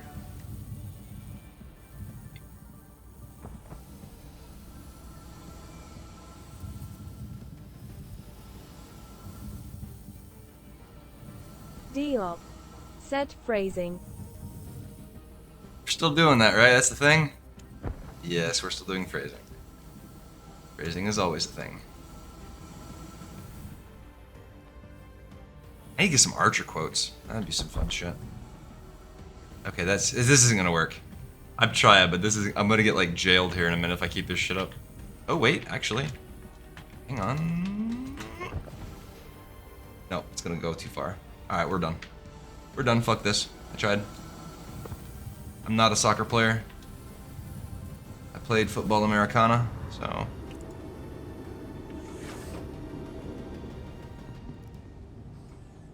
I'll get me. I'll get decapitated.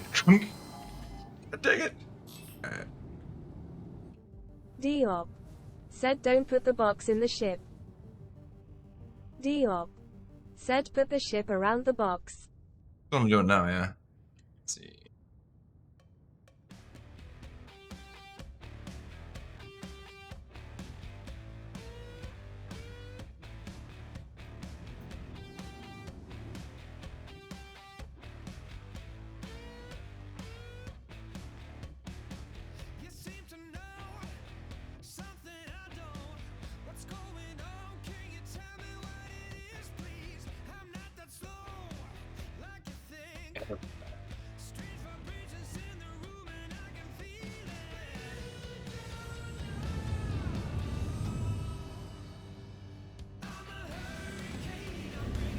They're gonna blow my ship up, that's what I'm gonna do.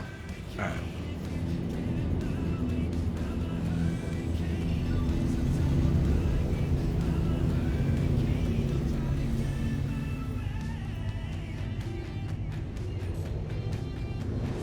Thank you. And please visit again. And to answer your question, I think, honestly, as far as just like the funnest all-around ship and my favorite all-around ship, I think so far it's been the Drake, the Cutlass. I like the Drake ships in general, I just think they're fun. But the Cutlass is definitely an all-around winner. When it's not murdering you, obviously. Because that's kind of problematic.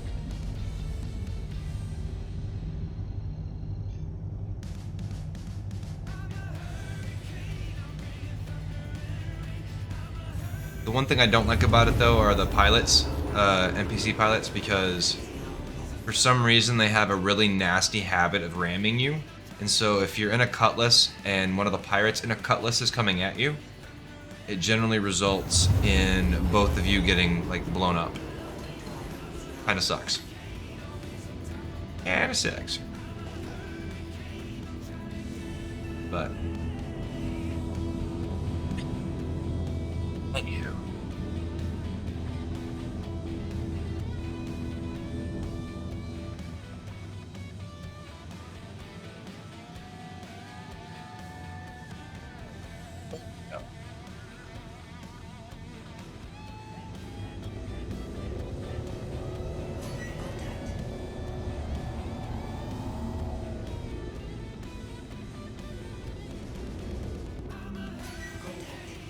Oh, it isn't this.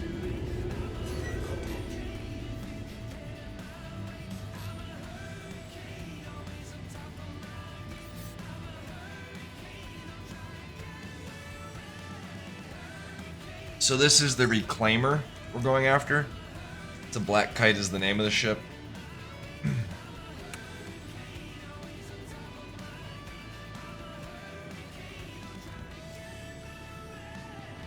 It's a fun ship. We're gonna check and see if the elevator's busted or not.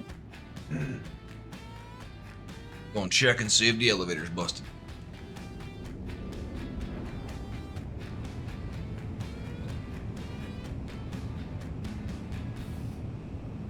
So I've been trying to figure out like the best time to like turn off the auto fly and shit. And I'm thinking for the Cutlass, it's right around like 20,000. If you cut it off, then you'll come in pretty nice and easy, like right around 5,000. And then you just roll it back and a little bit of boost and you're here. Right? Ideally, we're not gonna blow this up this time. Alright. Turn the lights on. Somebody's Avenger Titan. Interestingly enough... Nope, there it is. I was gonna say, I'm not seeing the MSR show up. Like, it's not reading.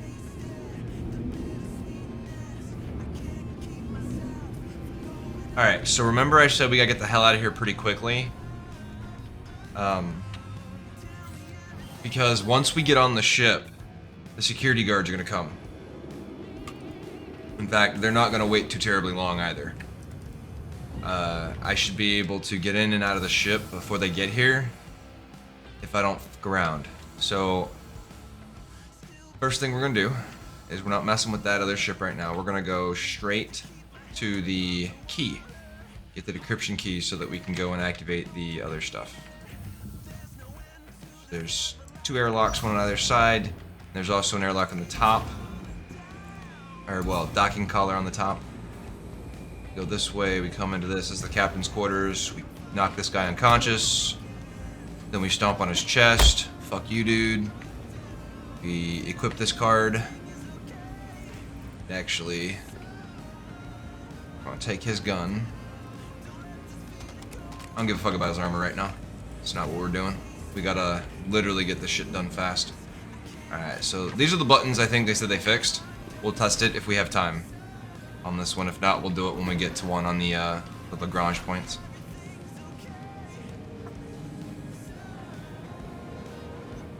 Which means you should technically be able to call it from outside now again. Maybe. Alright, he's on that side.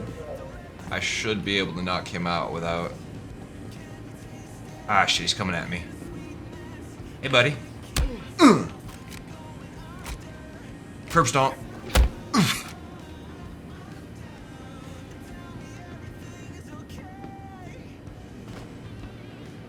Do not fall into that spot. You will get stuck.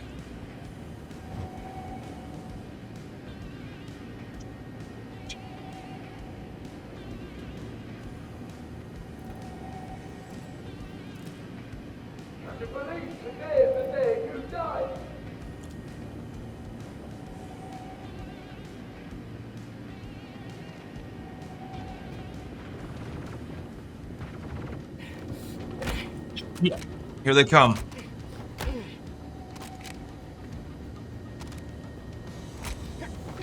And you're the one that I want.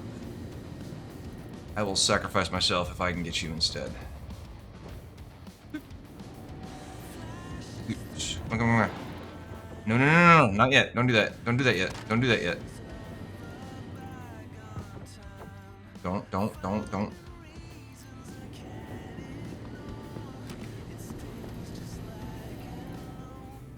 Oh, you fucking kidding me. So I screwed up. Grab. The key's attached to the suit, which means...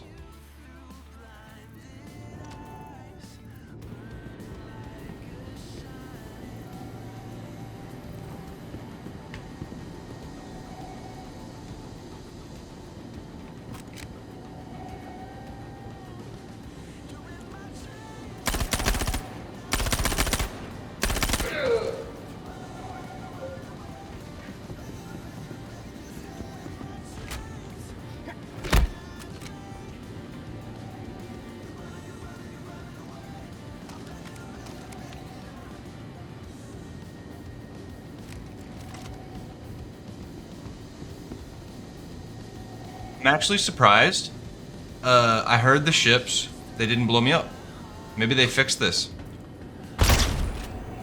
Don't you look at me funny, boy.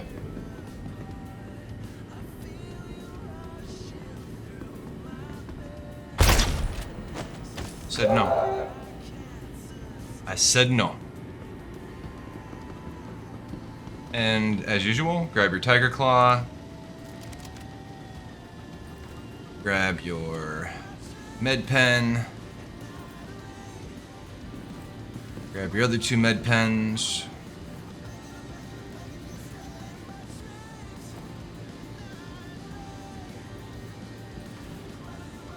Alright.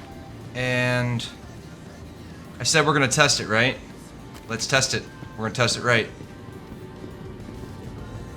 Wish me luck. I might screw myself over here.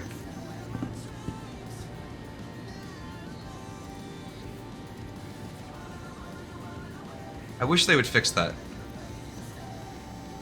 I can't see where to put that, so...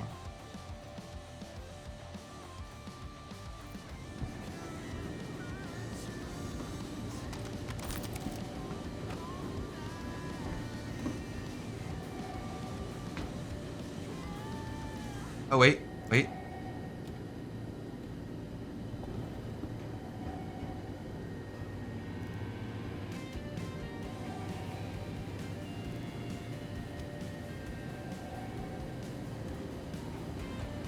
Oh, wow. I didn't know you could do this. Okay. I thought I had to have a... Well, that's good. Alright, so we go through here. Now, we're probably gonna get stuck. We're probably in trouble. But we're hoping they fixed it, because if they fixed it, we should be able to call the elevator. However, if it's still broke, we're stuck. So the green light goes. I think I hear it moving. It's moving. It's moving. There we go. Hell yeah. Hell yeah. Look at that.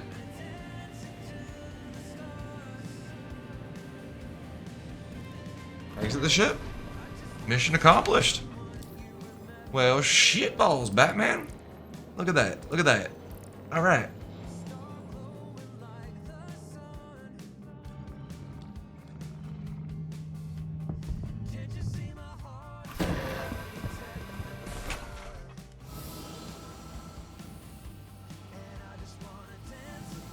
Where are the cops at when you need them?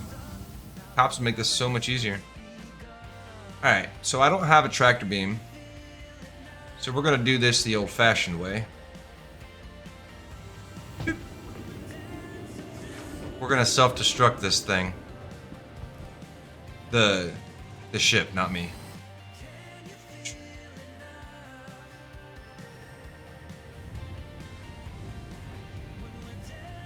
We do that.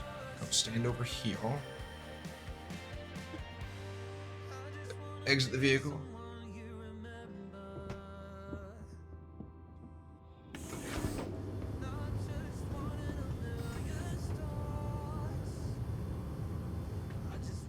That's definitely the wrong elevator. Oh, that hurts. Fucking hurts every time.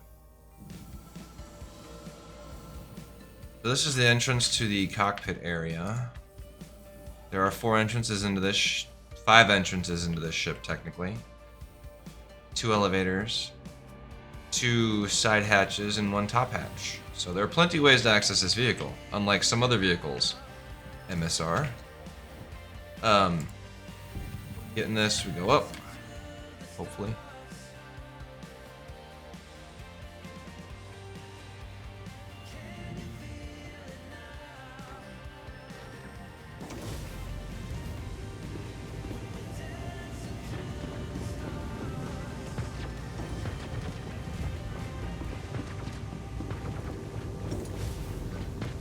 We're out of here. Nope, here came the cops. The cops just showed up, bro. Go, go! Come on! Come on! There it goes. Don't get me stuck again. We've been stuck up there before. Come on, come on, come on, come on. Hurry up, hurry up, hurry up, hurry up. Let me out, let me out, let me out, let me out. Let me fucking out.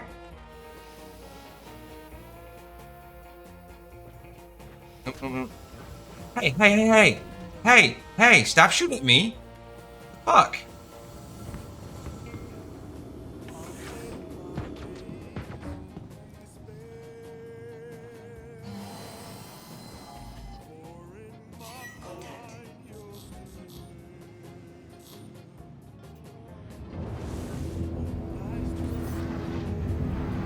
Who the fuck are you, dude?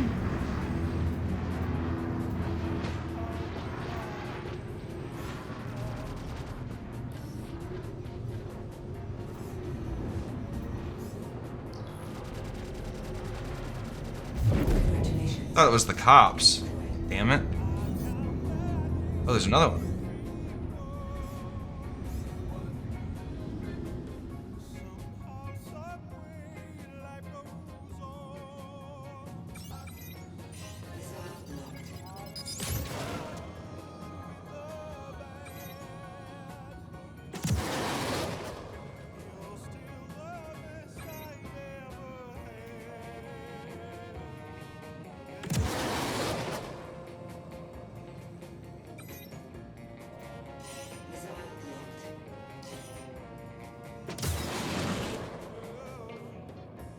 Blow up already, you son of a bitch. Seriously?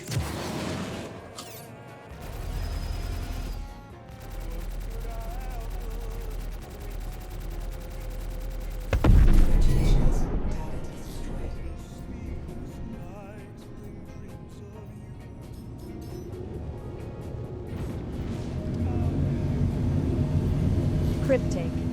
Said, did they fix Star Citizen?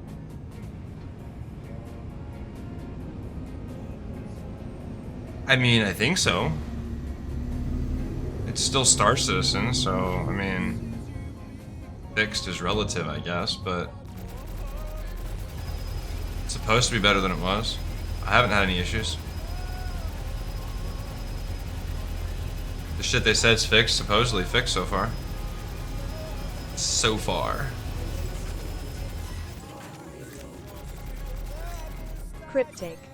Said the 40,014 is fixed. I mean, possibly. Find out us to try it. They fixed it for some people, but I guess some are probably still having issues. Probably.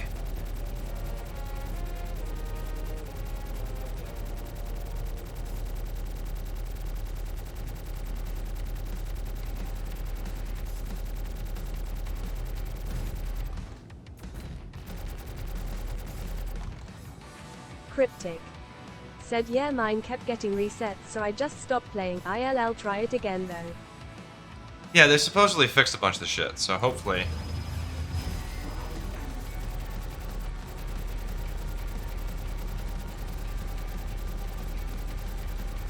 Like something productive, asshole.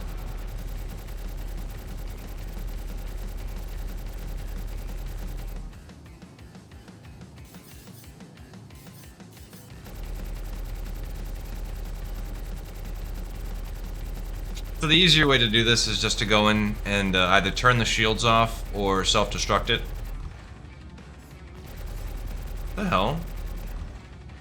See that? It's not damaged anymore on the console. The whole front end was red. It's not red anymore. What's that all about?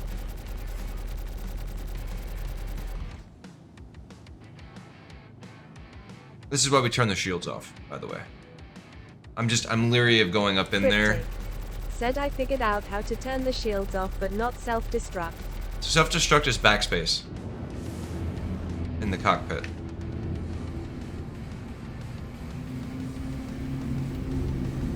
Why am I moving so goddamn fast right now? That's getting unnerving. Alright. Try this again. And of course we'll get like cops will show up now. Right? Cryptic. Said how long will I have to get out? 1 minute and 15 seconds unless they changed it. So we're about to find out.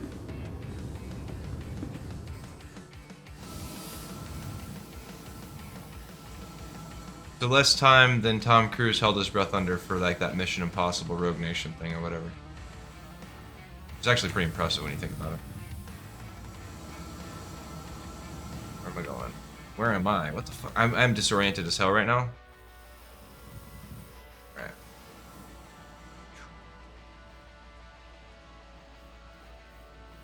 Alright. Yeah, we...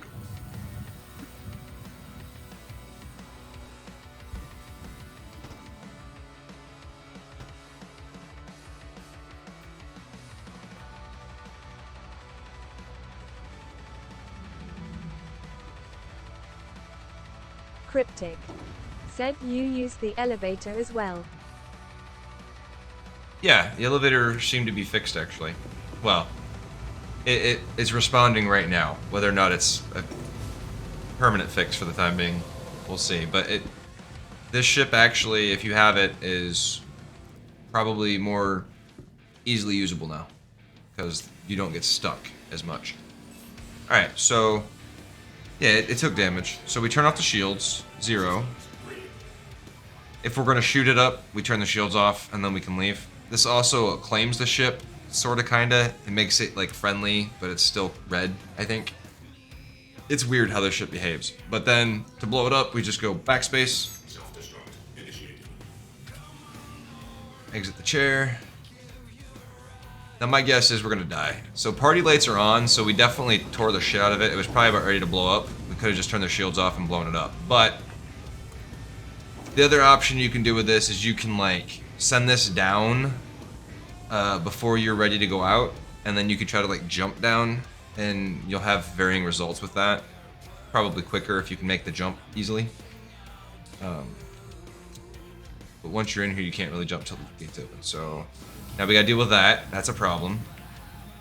Because it fucks with your mouse. Cryptic. Said my result would be death. I have had a lot of practice on this one, though, so yeah, that's... this isn't... I died a lot when I first tried to get this figured out.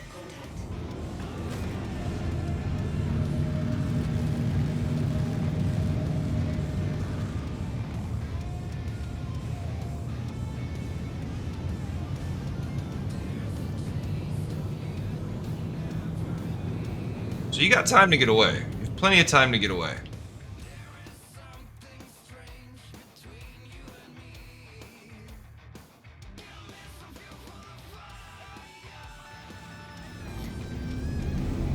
Alright, mission accomplished. I think. Yeah.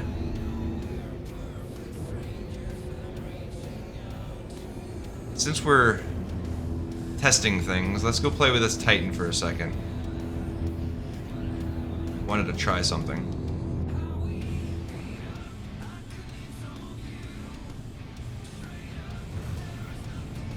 Cryptic.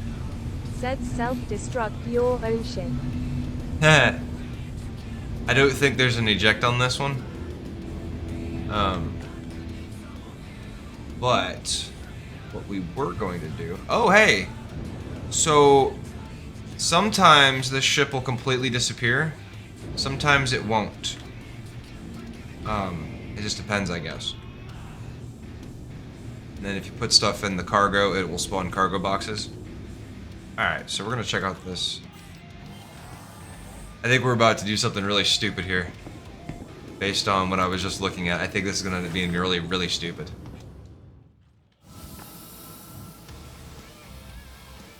Let's see, though.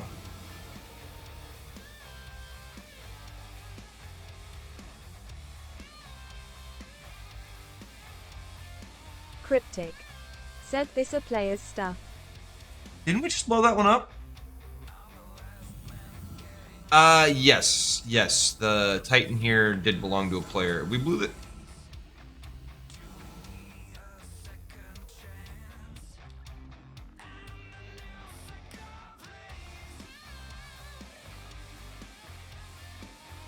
Somebody must have just grabbed this mission, which means if we wanted to go dark side, we could pirate somebody. Just hide in the debris, turn off our engines, play stealth mode. Alright, so we may not actually be able to do what I was trying to do there. Alright, let's see. Back hatch is open though, so we should be fine. Said I would love to see that. if somebody shows up, I'll definitely pop them. If I can. Probably get my ass kicked, but... Or they'll shoot me before I get the chance to see them. Alright, so what I wanted to check, first off, was this. Lie down. So we're not, we finished our missions, we're not here for anything, so I wanted to check the logout, right? To see if the bed logout thing was fixed. No, you do not own the ship, so you still can't log out in random ships anymore. Darn. We'll test a friendship at some point. Party membership. See if that does anything, but I don't expect it to. Alright, so now what we're going to test here is...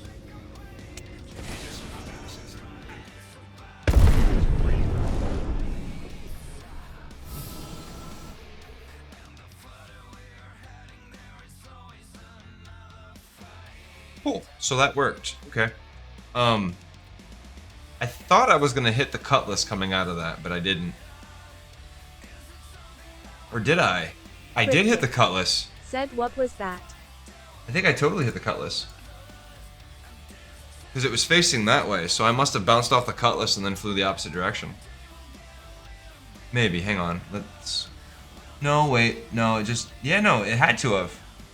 I had to have bounced off the cutlass, yeah? I don't know. We'll look at it. That was the eject seat. If you use the eject seat, it does a self-destruct and ships you out of the ship. But basically, I blew up their ship. Whoever ships it was. I just blew it up. Gonna go see if there's any loot. Because you can't see personal loot if somebody put loot in their inventory slots through the tab or the inventory item. So I'm gonna see if maybe it created a loot box if there was any loot. Rather than blowing it up, right?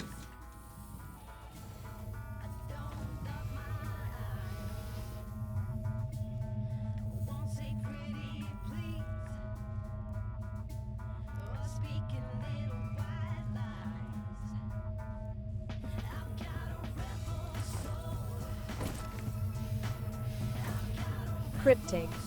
Said that ship looks like it LL still work. Soft death. So technically parts of it do still work. But there's no more cockpit.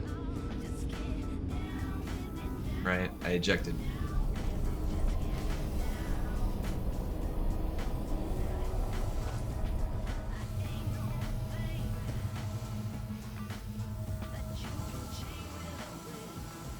Okay.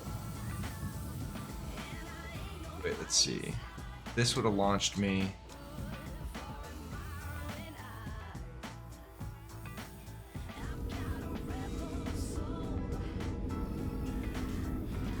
Did I really just...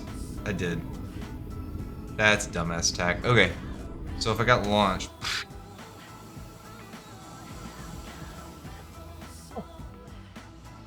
This over here.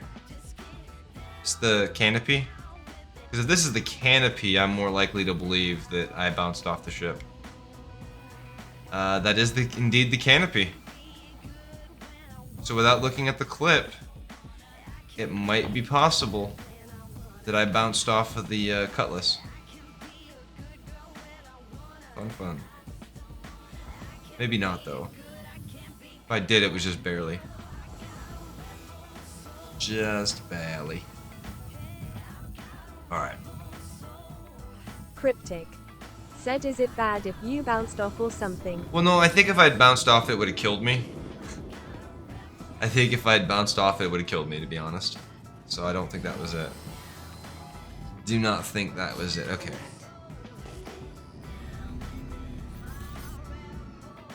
It's a prospector.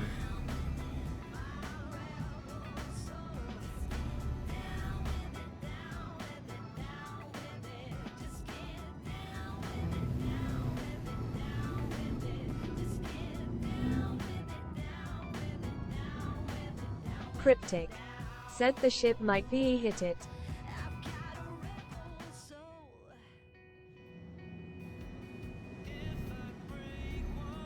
So if I was scraping, like, I could go through and scrape this, but I don't like scraping dead ships, to be honest. Don't really like scraping dead ships. Alright, where's this? So maybe that other ship was not actually a ship, because I don't see it.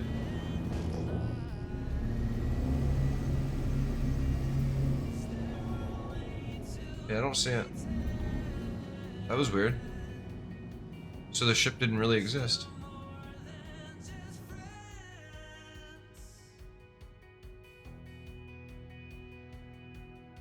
Can't even see the wrecks.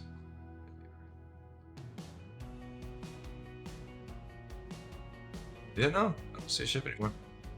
Alright, cool. Q. Alright.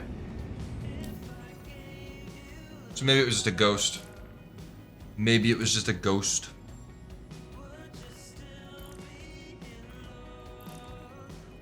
Okay.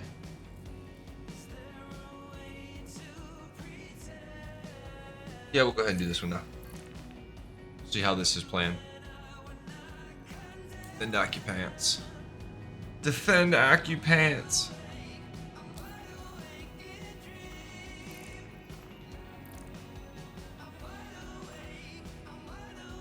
Alright. That one's back on microtech, so...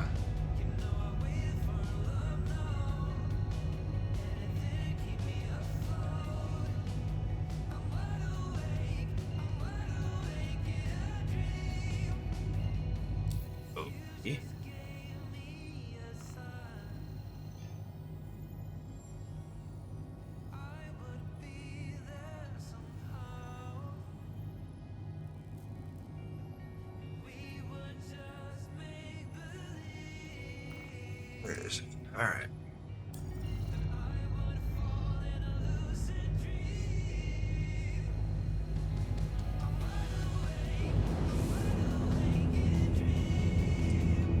This default jump drive is actually not terrible on the black, but it could stand to be upgraded. You can get it from Tressler. Any of the 3 military engines for this are good. They have like speed trade-offs for distance, but they're all good. They're all like decently viable. You don't have to worry about, like, if you don't want to spend the extra money, the 100K on the XL1, you just get the Crossfield or the Jaeger, and they're just as viable. Especially early on, right? You don't have the extra liquidity. So that's something to keep in mind. Because every minute you can shave off of warping is more time you're doing stuff rather than just flying aimlessly, right? If you're flying aimlessly, going to locations, that's kind of dead time. Not near as much dead time as other games that are out there, but... Said which one is the best drive? Technically the XL1, but that's only if you want the speed.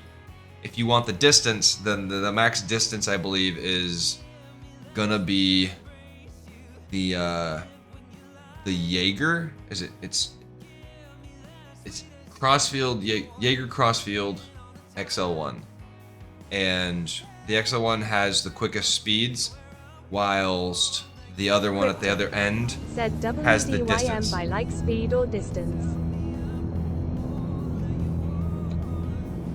So Go on John the warp Satori. drives, Said brother IVE had a great time watching, but I gotta run. Thanks for the entertainment. ILL catch ya on the next one. alright man, thank you for hanging out, Gojo Satoru. I appreciate it. We will see you on the next one. We should be live every day this weekend. Going into Sunday like usual. For those of you who don't know, we do Thursday through Sunday, and it's like nights, so basically it's like Friday morning through Monday morning type of thing.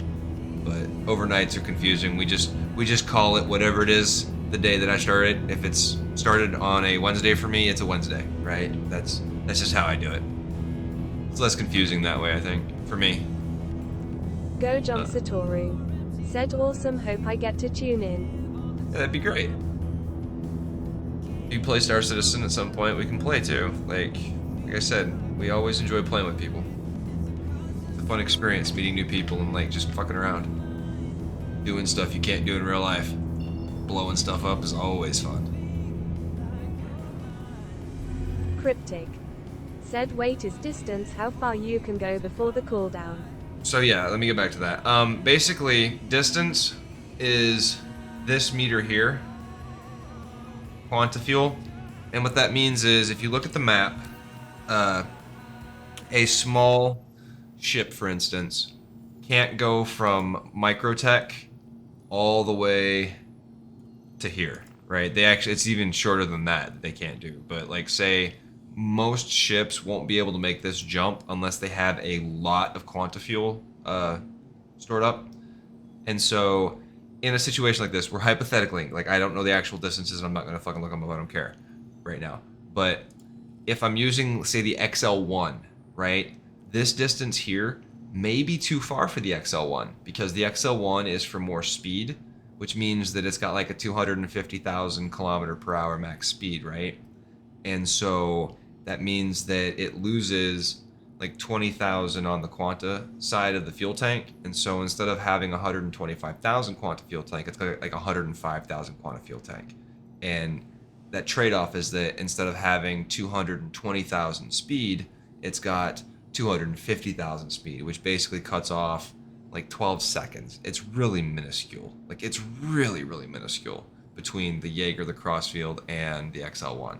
We're literally talking like probably less than 30 seconds overall on like difference between 1 and 3. I don't have the numbers pulled up, but it's probably even less than that. It's probably literally like 11 seconds or some shit.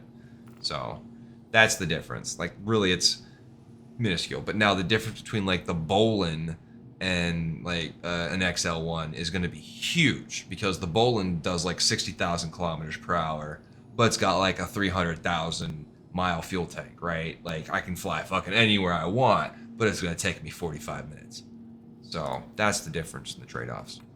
Again, using hypothetical numbers to kind of exacerbate like what they really differences are and why it's kind of important at times. Basically, a stock QT drive is probably going to take you 12 minutes to get from Microtech to Arc, right? If you upgrade that to an XL1, that takes that 12 minutes down to 5. It's 6 actually, I think, but it's like almost in half, right? Because you're going from 50,000 or 60,000 to 250,000, right? Which is huge. So that's what that means. Speed and distance. Or distance and fuel. How far versus how fast. Said so speed is more important. Not necessarily. It depends on your preferences. If you don't mind spending the extra time in QT, but you want to be able to like go around to 15 different places before you have to be concerned about refueling, then obviously speed's not really a factor in that situation. If you're trying to min-max your time spent doing missions, ideally you wouldn't be talking and streaming and not doing the mission. But you would probably focus more on speed, right? Like I tend to focus more on speed for streaming because I don't want to spend a lot of downtime in space unless I do, right? If we're doing like a bunch of rants or something one day, then I might like leave the stock stuff on so that it takes a little bit longer, so we have that little bit extra time. Is there one that's like 50-50? Yeah. Oh yeah. But that's, you don't really want it to go that route. Right now, right? This is for right now. Later on, when there's more systems and stuff, the amount of QT fuel you have might play a bigger role. But for now, there's no other systems. We're just in this Stanford system, whatever the fuck it is. Sanford, I don't know. Stafford, fuck, something. But we only have this system. Once they add pyro and other stuff into it, then your QT fuel might matter more, and speed may be a less desirable trait. But right now, because the system is so tiny, more or less, it's not real big deal, you know? So I just recommend making sure that you're in whatever the top tier for speed is for your particular system. So like if you're running a class 1 small ship, like a fighter, I would recommend an Atlas, because that's where your balance is for speed. That's like an Atlas basically for an S1 ship is that's your 50-50. If you actually look at what the Atlas does for the S1 or the small ships, it's about 50-50. Like your speed and your capacity out of like all the other options, that's like the 50-50 options that's the best. Said if systems get larger, people won't want to take even longer to get around. Right, and they'll want to upgrade the warp drives. Like that'll be even more important then. Be even more important when they expand the systems for warp drives. As long as they don't do real-time bullshit where it takes like fucking 4 hours to get across the planet, or from one planet to the other, I'm fine. I can't do that shit anymore. It's so bad. I'm speaking of a specific game that does that. It's the one reason why I really don't play it anymore, is because I got so tired of that. Said that probably years later. Oh yeah. We're still in alpha, and we haven't even, Pyro's not here until 4.0, and then we don't even know if we're gonna have server meshing or persistence entity streaming with that. Like they may, I guess what they've said is that it's possible we'll get Pyro without persistent entity streaming at some point just to get it out, and then they'll add it in later. So it'd be like a 3.18 thing all over fucking again. But hopefully the 3.18 thing made it so they don't want to do that and they get it cleaned up so that they can release it and shit, you know what I mean? Like that would be great to be able to put it out properly.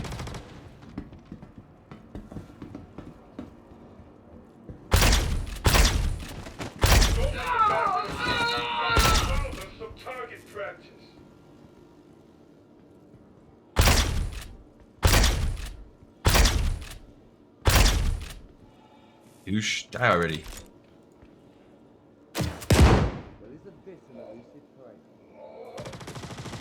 That worked.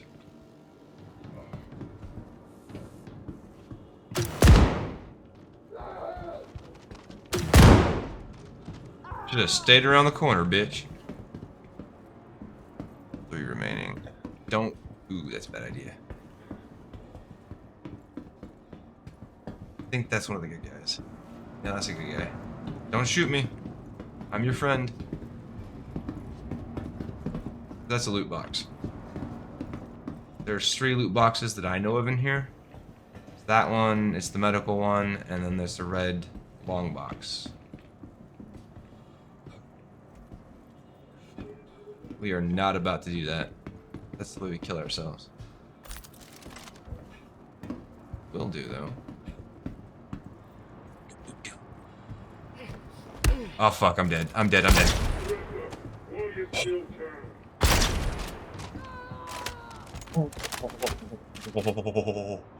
Oh shit. He didn't die. Cryptic. Said I would be died. Oh.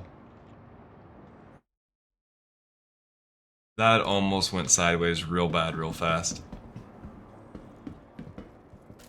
Alright, so now we're looking for ADP. We want ADP white armor, because we want to get out of this bad guy stuff, because this bad guy stuff puts a target on our back. Basically, anybody coming in here might mistake us for the bad guys and shoot us. And we don't want that. There's my gun. And all that. So I got my tractor beam now. Well, I gotta get the tractor beam tool, but that's easy enough to do. No loot, so we go on. That's our gun. That's the gun we want right there. That's our baby. So we're gonna get rid of Cryptic. this Said one. I wear the enemy clothing. Yeah, I don't generally want to get shot by people. I have a tendency to shoot first, ask question later if they're wearing Nine Tails. And in all fairness, if they're wearing Nine Tails, they deserve to get shot. Let's be real. Scum of the earth.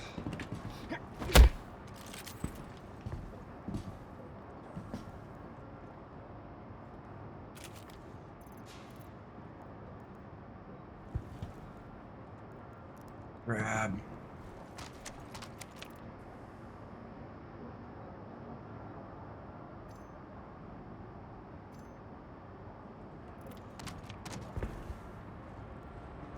Cryptic. Said shoot them all. Great. dead. Nothing good. You're dead. Not what I'm looking for.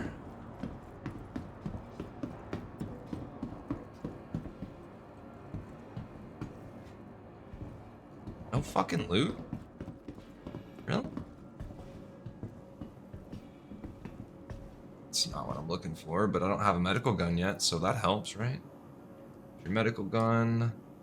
Ball, we'll take the rest of that shit that we can. Double check down here, because no loot boxes. Because the exit's up top, so.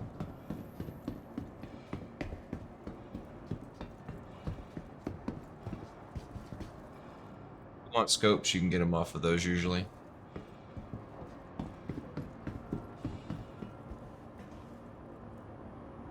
Orc armor. So this is medium armor. Orc is medium. Hab is light. And I want ADP, which is heavy.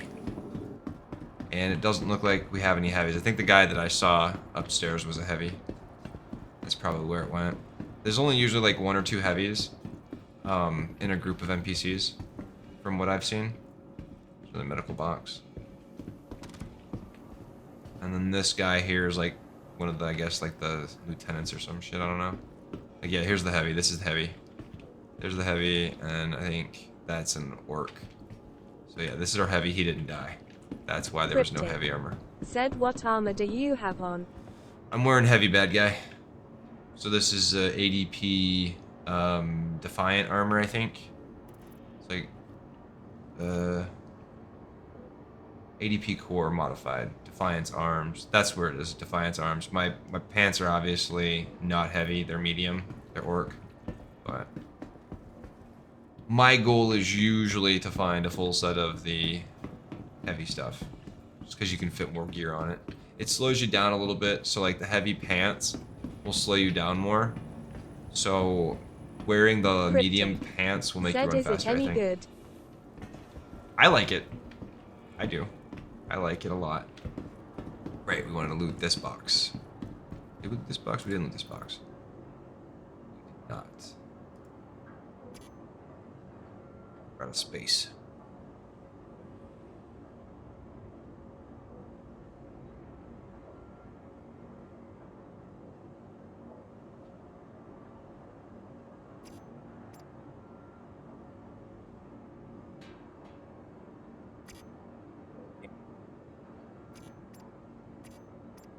I know where to get medical guns.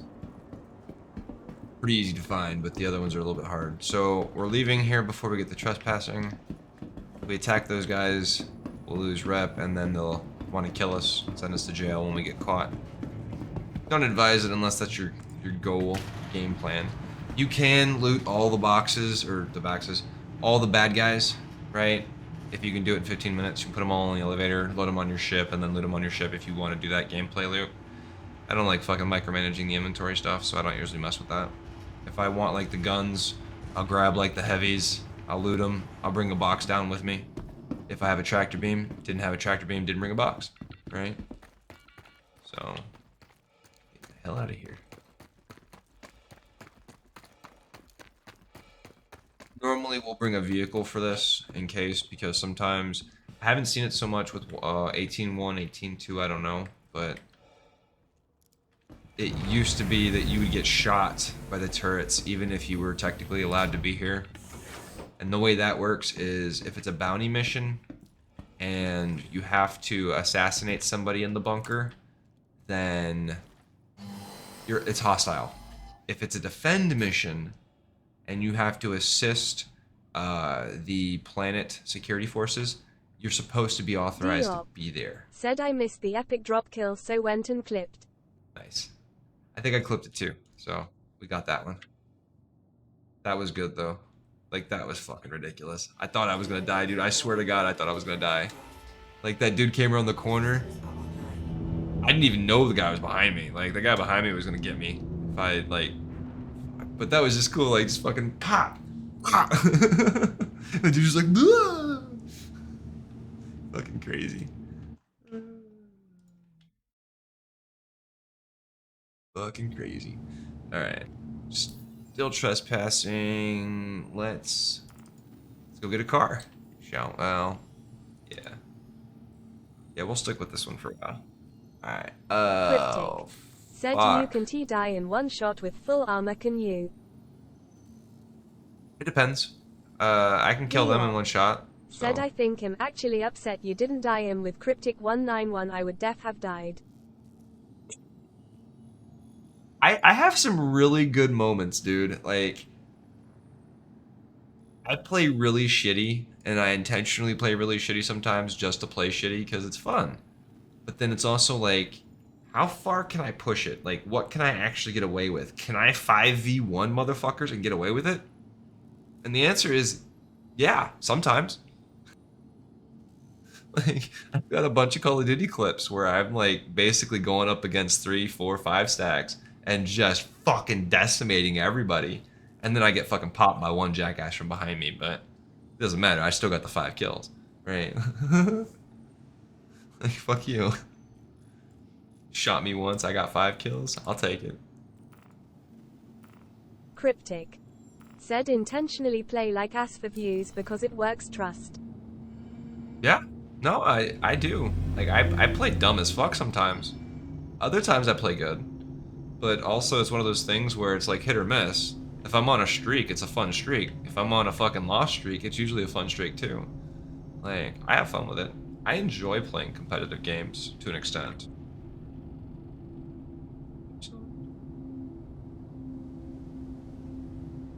Detour. There we go. Like, I know this ship's faster than that. This isn't the fucking Vulture. Yeah, I do the dumb shit in shooter games because, aside from Tarkov, I fucking hate doing the dumb shit in Tarkov because the loading is so Said stupid. to me you are just entertaining and interesting. I appreciate that. I try to be. I mean, yeah, I guess that's fair. I try to be. I've only focused on entertainment pretty much my entire life. I remember all the way back in like fucking kindergarten. I hung out with kids in school and we would be in the fucking cafeteria with our tater tots, right? Fucking kindergarten, man. Wait, no. First grade. So in the first grade, we got our fucking tater tots at lunch and we're doing shit like, you know, like just dumb fucking shit, having fun. In the second grade, I would do fucking like video game impressions and stuff for the kids in the front of the bus, right? I'm in the second grade, so the kindergartners and shit, like I would do Sonic the Hedgehog and like all those impressions and stuff just because it entertained them. I did a lot of fucking pratfalls and hurt myself. Said that LMAO. That's like all sorts of crazy shit, dude. My first play was, I was in the 4th grade and I actually knew everybody's lines. It was pretty fucking grotesque. Like, not that they didn't know their lines, but that I knew everybody's lines and was like, I was feeding people lines. It was so bad. It was so bad. Like, we were in the 4th grade though, and we broke the play up into 3. It was in three acts, and so each act had a different main cast, right? I don't think anybody played all the way through. And so like it was Willy Wonka and the Chocolate Factory, so you had a different Willy Wonka for each act. And I played Willy Wonka for the second act. I had the best Willy Wonka content, right? Like I had the horn squogglers and the fucking like all his like crazy river stuff and all that stuff. Like those speeches were fun. Monologues is what we call them actually, but that was just fun. Like I enjoyed that. And I kind of caught the bug a little bit, and then it wasn't until years later that I was doing stuff. I had a math teacher who convinced me to sign up for theater stuff, and if it wasn't for her, I probably wouldn't have followed the path and do what I've been doing. Well, I wouldn't have followed the path that I took to get where I am today. Obviously, I'm not where I necessarily want to be completely, but I'm in the location I want to be, which I wouldn't be here if it wasn't for her. Probably, more than likely. Cryptic. Said seems like you enjoyed it. I love what I do, man. Like, I get to do shit that other people could only dream of. Literally, other people can only dream of. You know, I've worked on huge projects where I've met people like Michelle Rodriguez at a Call of Duty event. I've, you know, and I'm not trying to name drop just because, but like, that's cool to me. Like, I'm a fucking nerd. Like, getting to meet Michelle Rodriguez is fucking awesome, right? And the fact that we're like throwing her off of a fucking zipline tower was even cooler. Like, here's something you didn't know. Michelle Rodriguez went down the Call of Duty XP 2016 zipline. You know who didn't? Vin Diesel. Michelle Rodriguez, she plays, she plays all sorts of characters. Hang on, let me, rather than try to describe her, I'll just show you. She's an American actress, but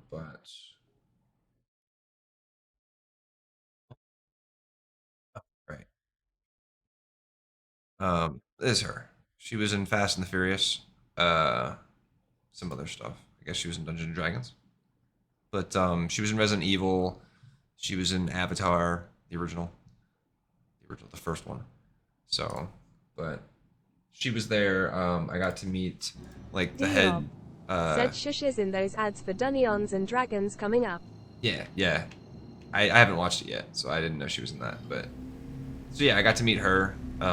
Cryptic. It was kind of cool. Her. Yeah. But like that kind of stuff, you know. I ate Popeye's chicken once with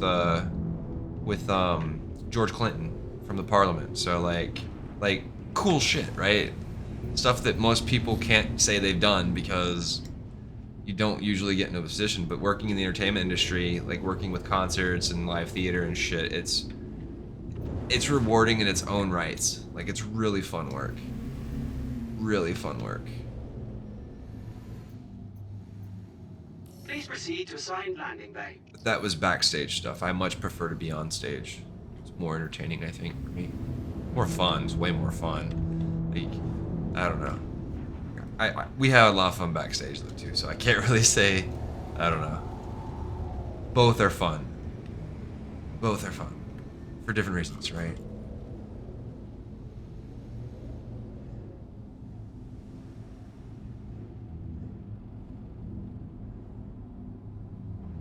We're gonna pick up the MSR is what we're trying to do here before we go pick up that car.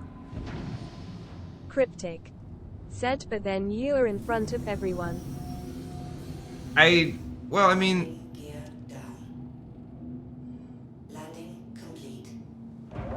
I really like being able to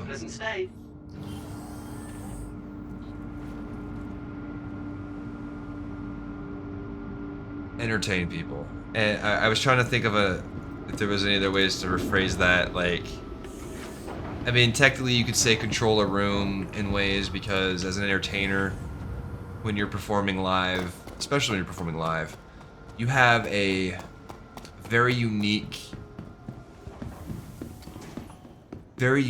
opportunity, right? Most people, and it depends on what you're performing too, right? If you're doing stand-up comedy or something, that relationship's even more interesting and intimate than if you're a speaker on stage or an actor, perhaps, right? Depending on what it is you're doing. If you're like giving live speeches and stuff to people, then you're speaking more of a one-on-one, like intimate setup, kind of like the stand-up comedian could be. And I don't mean one-on-one like you're actually one-on-one with somebody. Are we talking about like concerts or things like that? It depends, yeah. Like if you're doing a concert, right, you're performing for an entire room, but as that performer, they can have moments where they like engage with the audience. The difference between like acting in a live event is that you generally don't. You can break the fourth wall, but generally speaking, the characters, unless they're doing like a monologue to break the fourth wall, won't acknowledge the audience being there for the most part. Whereas like stand-up comedians, obviously they play off the audience. Speakers generally play off the audience, right? I mean, you'll hold like dialogue or something on stage for audience laughs and stuff, but for the most part, the characters don't know they're being watched, whereas a comedian does, you know, speakers do. So it's a very different dynamic, right? Same thing with Twitch, right? Twitch is very different because I'm engaging with you.